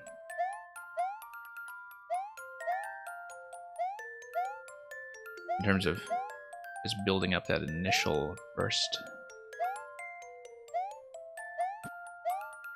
So we get some forward momentum going in to the next jump. I think I need to go a little further off the edge. Okay.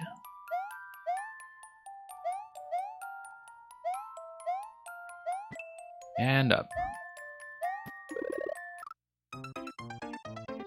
And that's how that's going to go. I mean, that is, I guess, avoidable once you see it if you know what you're in for. Yeah, as you can probably tell, I'm pretty unlikely to actually clear this, but we'll try to see more of the level and see what the routes are going to be. I did find him. There's nothing above that, okay, so that's just one long dead end to get you jumping.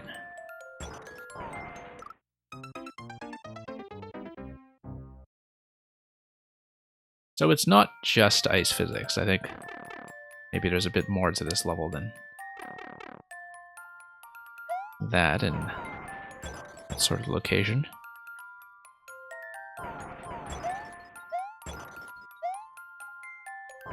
Alright, let's drop this once again.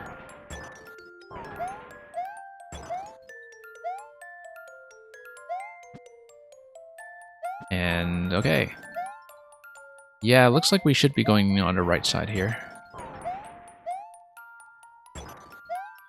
It's going to be a big drop if we fail at that location, though, so... Yeah, usually you would expect this style level to have a misleadingly high clear rate, so the fact that it's that low makes me wonder whether there's a later section that's doing something, or whether somebody just blew a whole ton of attempts on silly things.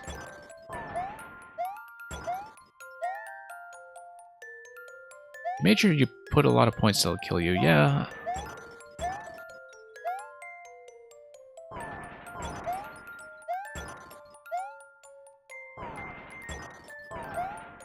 I mean, I don't know if that really meshes well with this kind of platforming challenge, simply because, you know, there is a very time-consuming reset to it.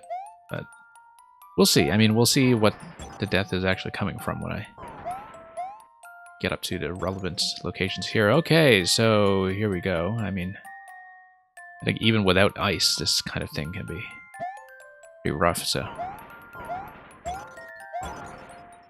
Looks like we need to go up a fair ways there. Well, I made it through a few jumps. That's certainly progress. People just fall into pits and run into icicles, as we can see right there. But yeah, it's getting over it with ice physics. I can definitely tell that.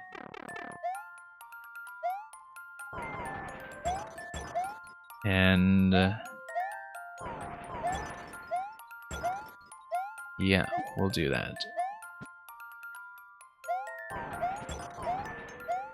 Okay, let's drop the icicle. And... whoops.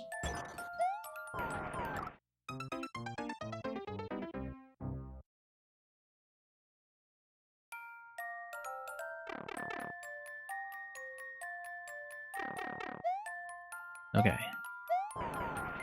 I'll put in a few more attempts here just to see if I can get back to that location with the MTP blocks.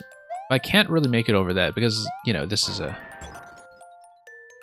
type of jump that even under normal circumstances I'm going to struggle with. Then we'll see how far we get.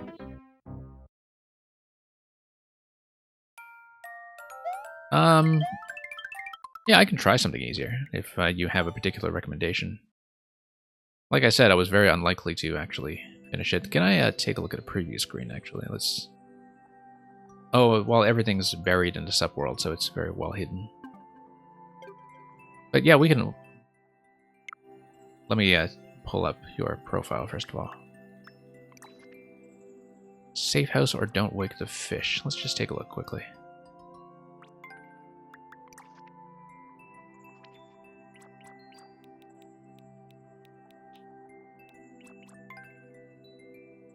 Safe house, 10 seconds, perfectly safe as long as you don't feed the munchers or touch any spikes. Let's see what the other one is.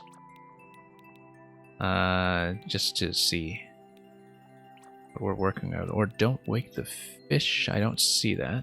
Let's do safe. Oh, don't wake the fish. I see. Okay, let's do safe house. Don't feed the munchers or don't touch any spikes. We'll keep that in mind. Reach the goal after grabbing at least 4. Okay, so we'll just have to decide which 4. I mean, we can eventually drop some kind of object over there, or no, we need to approach that from the top, I think. I think what I need to do here is think about the muncher and semi-solid pattern, first of all.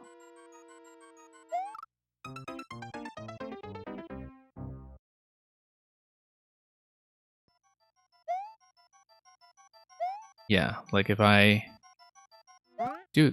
No. It needs to be surrounded by walls for that to work the way I was hoping it would work.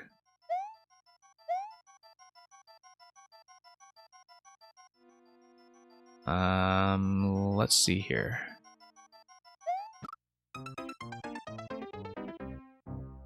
Yeah, I'm really not a precision specialist, as you can probably tell.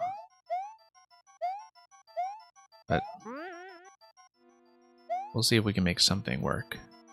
4 coins, and I have to determine which ones, but if we actually manage to get into the middle location...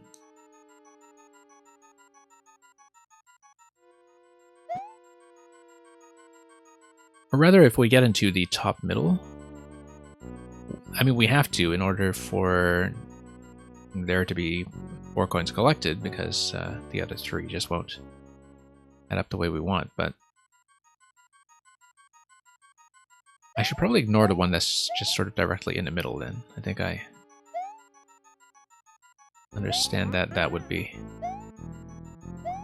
something that's a bit of a distraction. Like, I don't think I'll bother with one in the middle. I see no reason to. Given that if you manage to get into the top middle position, that's 3 coins right there. That shouldn't be too much of a problem, apart from that precision check in the middle column.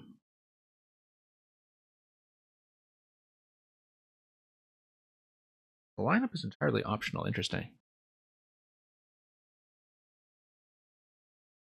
And yeah, I realized the sound probably just died again, didn't it? Yeah.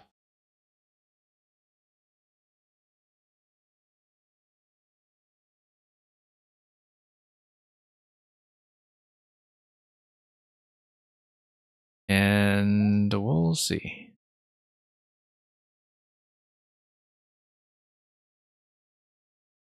Yeah, I'm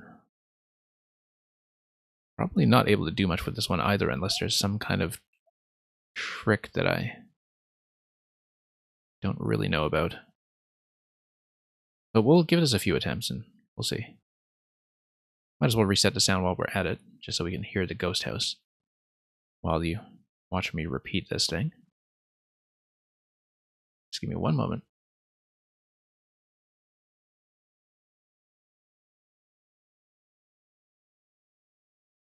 A couple tricks that make this easier, yeah.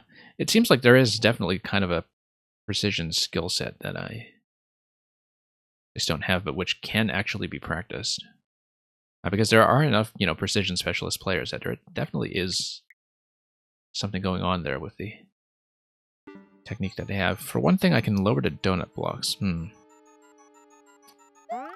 I really? I'd have to figure out how to do that. I mean, if you'd need to sit on them somehow to do that. Like, I don't know if maybe this is kind of a precision lineup thing where it is possible to go straight into the middle the way that you would when you're constrained by walls, but I wouldn't have thought so. I would have thought that this just bounces you every time. Sideways spring doesn't take up the entire block. Okay. I wouldn't call that a couple pixels. Like, it's a very sub-pixel interaction. But we'll see. I wouldn't have thought that to be the case for sure. There we go. Okay, that is doable. Well, that's a very useful trick. Thank you for that.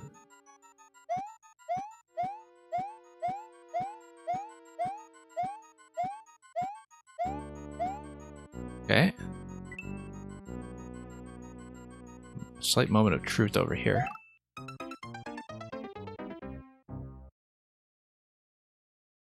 Well, you definitely need to do that at least once, unless there's a way to go around here. Actually, with the dropping of the donut blocks, that might open up a bit of flexibility when it comes to doing these springs here as well. Still, though, I need 4 coins. If I get up here, I need to do something to get through. Yeah, I don't actually know what the pixel lineup is. But like, I don't know how Toadette is supposed to look when it comes to her hitbox. Okay, that works. We just need 1. So let's... I don't know if I can just dash off directly and skip over the muncher. I think a jump probably won't do it. But something like a fall from like an upper position. Yeah, there we go. I should have taken the one on the right. But that's okay, because we'll have to redo this. But I really should have taken the one on the right. That was not very well thought out. Yeah.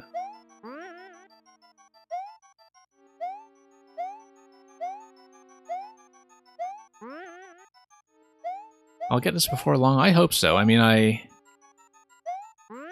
don't know how consistently I can actually get that jump through the middle.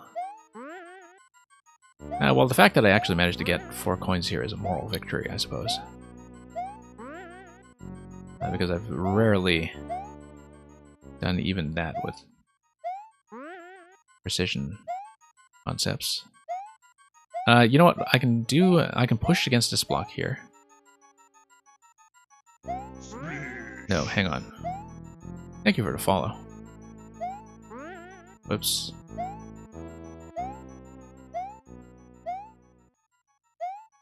There we go.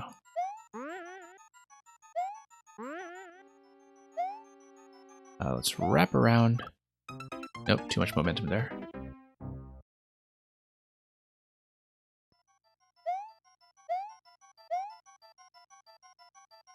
Yeah, if I stand on it here, there we go. That's how to do that. Hug this wall. Do this. Line her up. Nope. Yeah, getting through it last time was something that I don't know if I can actually repeat.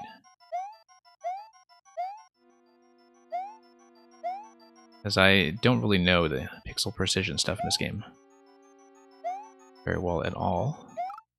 Whoops. That was totally premature. See if we can make this happen.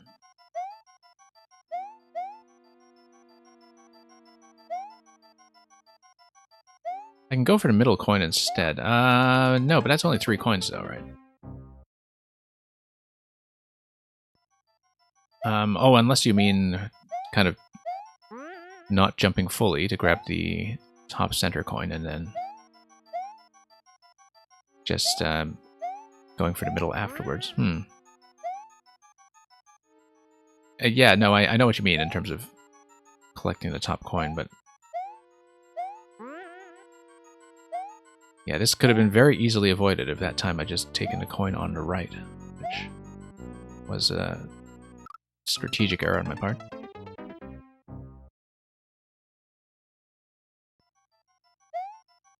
Okay.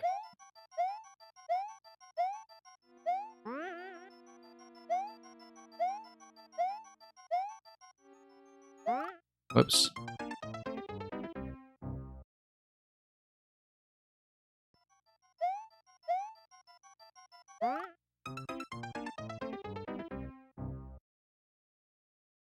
So yeah, we'll just try to get back into the position I had earlier. And just try not to take too many deaths along the way. Yeah, as you can see, definitely not my skill set. At all.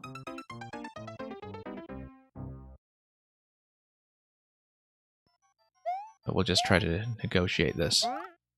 Hang on. I'll give this a few more attempts. I mean, I've kind of shown that I am able to do it. I at least confirmed what the path to the coins on either the left or the right would be in terms of how to get them safely. So that at least I figured out in a way that's very easily reproducible. Okay.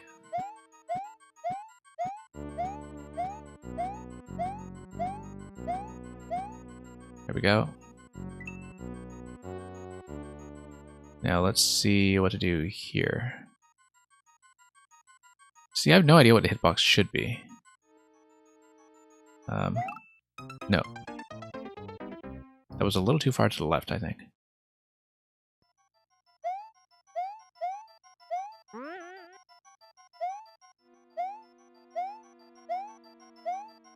Okay.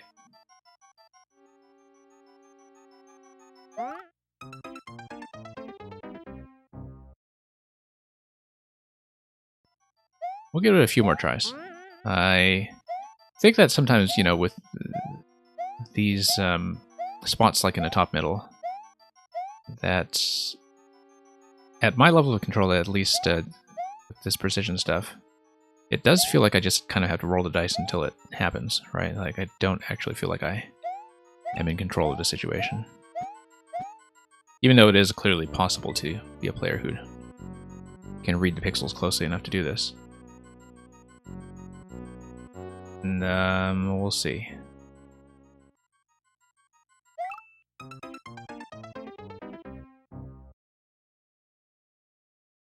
Yeah, I'll give that a few more attempts until we get that straightened out. I don't know if it's more difficult with Toadette than with the other characters, just in terms of the width of her sprite, in terms of not knowing where she's centered. But I think it's something that, you know, as a player who does this kind of thing, you would need to learn it with every sprite. Or just pick a particular favorite. And here we go.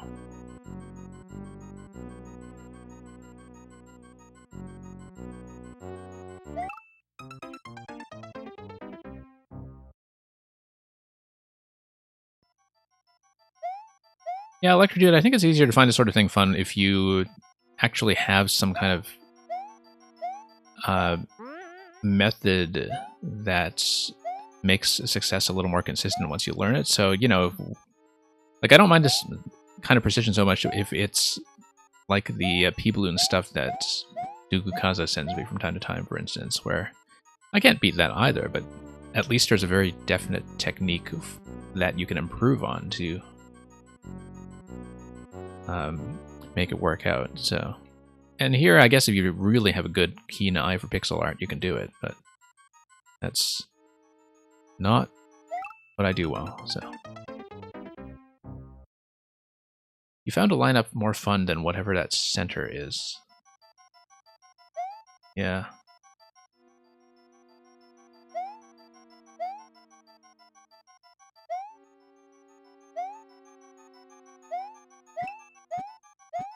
We'll see.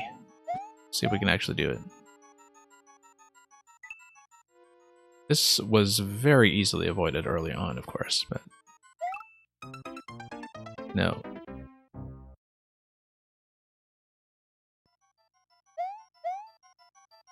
Try it again. I mean, there definitely is an audience for this, and relative to that, I can see, you know, what you put into the design. But all of it depends on being able to reproduce this specific interaction. Crouch, then gently walk into the middle spring.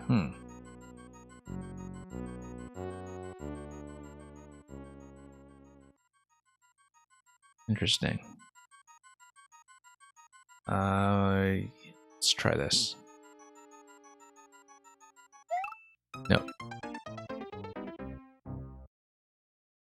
Yeah, I can't really tell what it was I did successfully earlier to make this work, but...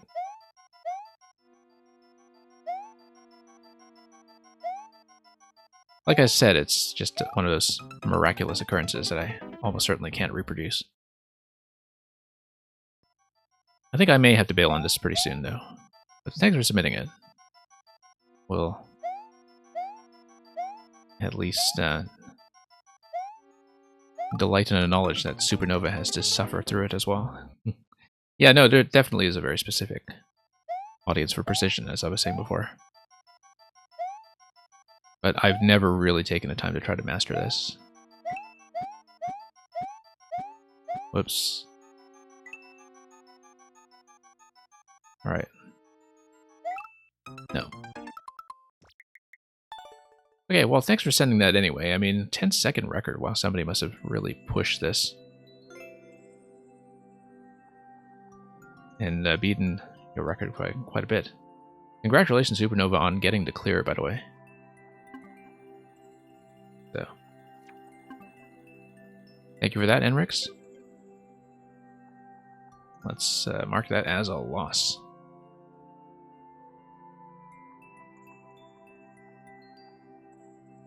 And yeah, it's fairly short and sweet as far as precision concepts go.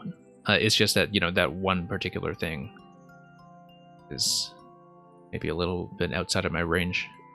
And of course we did it once earlier. I feel like I, you know, kind of had the moral victory just by showing that I could do it. It's just that I went in the wrong direction. Or in the much more challenging direction, shall we say. Supernova, yours is not ready yet. Okay. I guess you were planning to clear check something, but let's pass on that one then. And I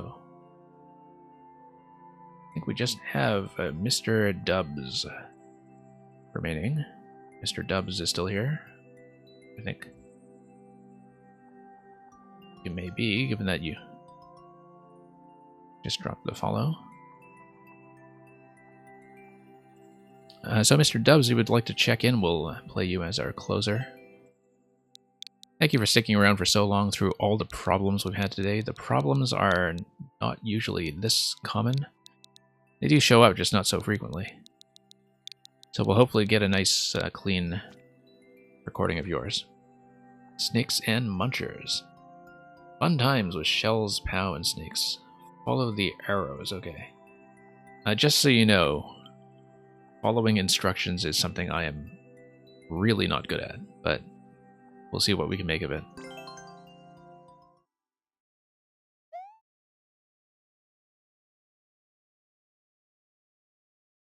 Psychologically speaking, when a video game tells me to do stuff, I have a tendency to try to do the opposite.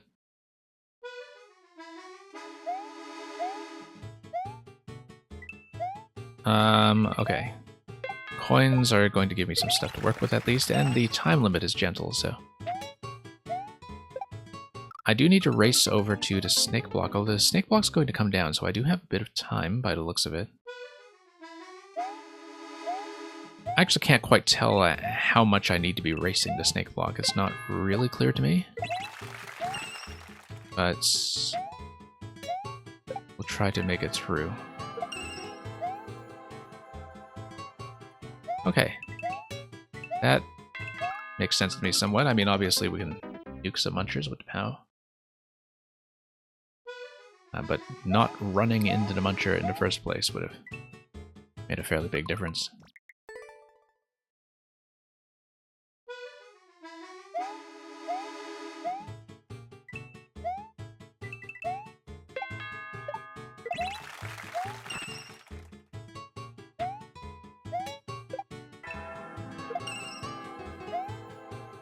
Okay, let's do this.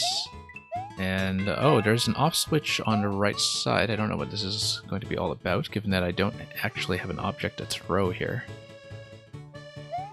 The thing about the arrows is that, yeah, they do give me a certain series of directions, implying that I will eventually want to grab an object to pop down here. But I can't quite see what's going on, so... Because the thing about arrows all over the place is that they don't actually have an order to them, right? But it looks like this is telling me to loop up top, go up.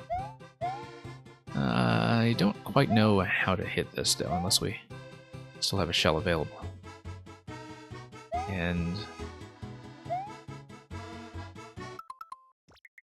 yeah, the pithy way of putting it, in terms of indication, never mind proper indicators, the way that our fellow streamer Lupin Snoop actually put it in a YouTube video earlier this week was something that I quite agree with, which is that the best indicator is often no indicator, and that a lot of levels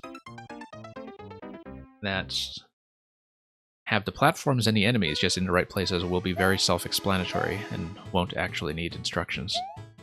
So for example, the early stuff here is fairly linear and doesn't need an instruction. But when you get up to the loop over here, the sort of back and forth structure, then it becomes a little bit harder to see. Yeah, so I keep the shell. Okay, so I do have time to keep the shell, and then I take this, I get up onto the top platform and eventually we'll need to POW. So, just figuring this out a little bit at a time.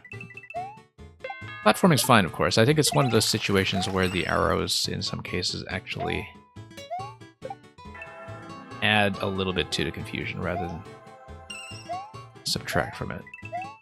But that kind of thing just comes from a lot of builder experience and playtesting, so... And yeah, fairly clear to me that we were going to have some kind of muncher gate here, so let's hit checkpoint, and I guess the POW didn't kill all this stuff because we were off screen, but yeah, snake blocks, we'll just ride this out. Okay, I think I see what the pattern is supposed to be there. So, let's go down and do it. Whoops.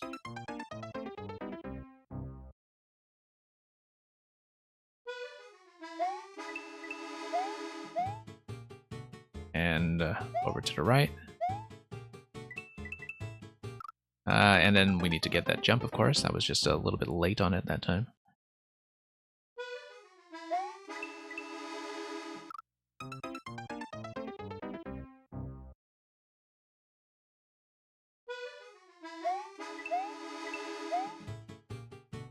Okay, let's drop this. Yeah, there's always going to be a little bit of uncertainty with the synchronization between the platforms here, depending on the order and the timing that the player hits them with, because the player actually does have just enough freedom to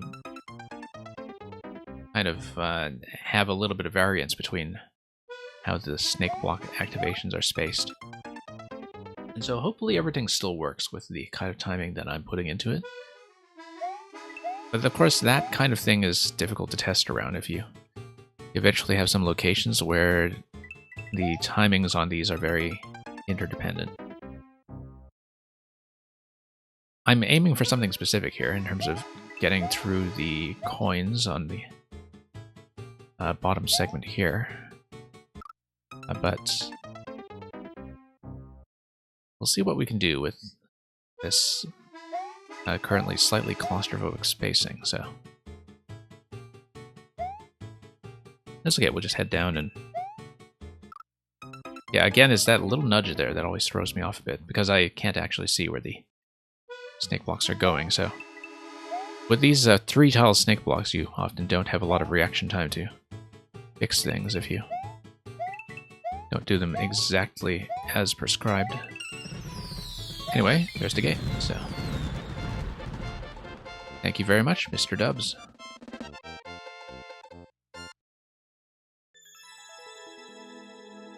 Yeah, I think something like the segment at the end there, the idea is not bad, but it could do probably with a little more generous spacing in terms of, you know, longer snake blocks and more openness. So you have a little bit more room to adjust if you are seeing it blindly for the first time. But yeah, as you said, this is probably an earlier level that was before you were really doing as much with indications. I would definitely say that, yeah, there are certain things that you really don't need any markers for because it should be clear to the player how to figure them out just from previous Mario experience. And in the locations where you do need to signify something, like when you need to keep an object or anything like that, or when you have something like a looping structure, sometimes the level can just be built in a way that's very self-explanatory, in a way that, you know, it didn't take me long to figure out what to do with the shell and the POW, but at the same time, you wouldn't necessarily expect somebody to see that on their first run and expect that is coming. But thank you for that anyway. It's good to have you stay so long and send me that, and hopefully that was a useful playtest. So, we'll clear that from the queue, and I think that's going to be the last one in the list today. So thank you, everybody, for sticking it through with what was, from a technical perspective, the worst stream ever. But from a level building perspective, actually a pretty reasonable experience. with a lot of new people here, as well as some familiar faces sending me good stuff as always. So, and yeah, this is very much the kind of thing we do on the stream. It's more kind of tech and feedback oriented. So, I do take beta tests from people and sometimes get shown repeated versions of things just to run through them and get you some useful level building footage. So we are going to scan around for a raid in just a bit. For anybody who's new here, it is a regular time slot here to be doing fewer levels in this session as well as the same session one day before. So depending on your time zone, that's Friday night to Saturday morning or Saturday night to Sunday morning. And we're going to be off for a few days this week while I try to sort out some of the computer issues to hopefully address the audio problems we've been having, but we're also going to be running a lot of indie games in July just to clear out some backlog that I had recently amassed on the eShop sale. And usually that'll be stuff that's interesting to Mario players as well, so Mario makers, I should say. But Mario Maker is going to remain our main event here, and we'll hopefully have most of you back. In the meantime, thank you so much for sticking this through with me and for advising me of all the dozens of audio problems that we had all day. Thanks for watching. We'll send you on to a raid in just a moment. And have a good morning, good afternoon, or whatever it is in your time zone, wherever you are. Fare thee well.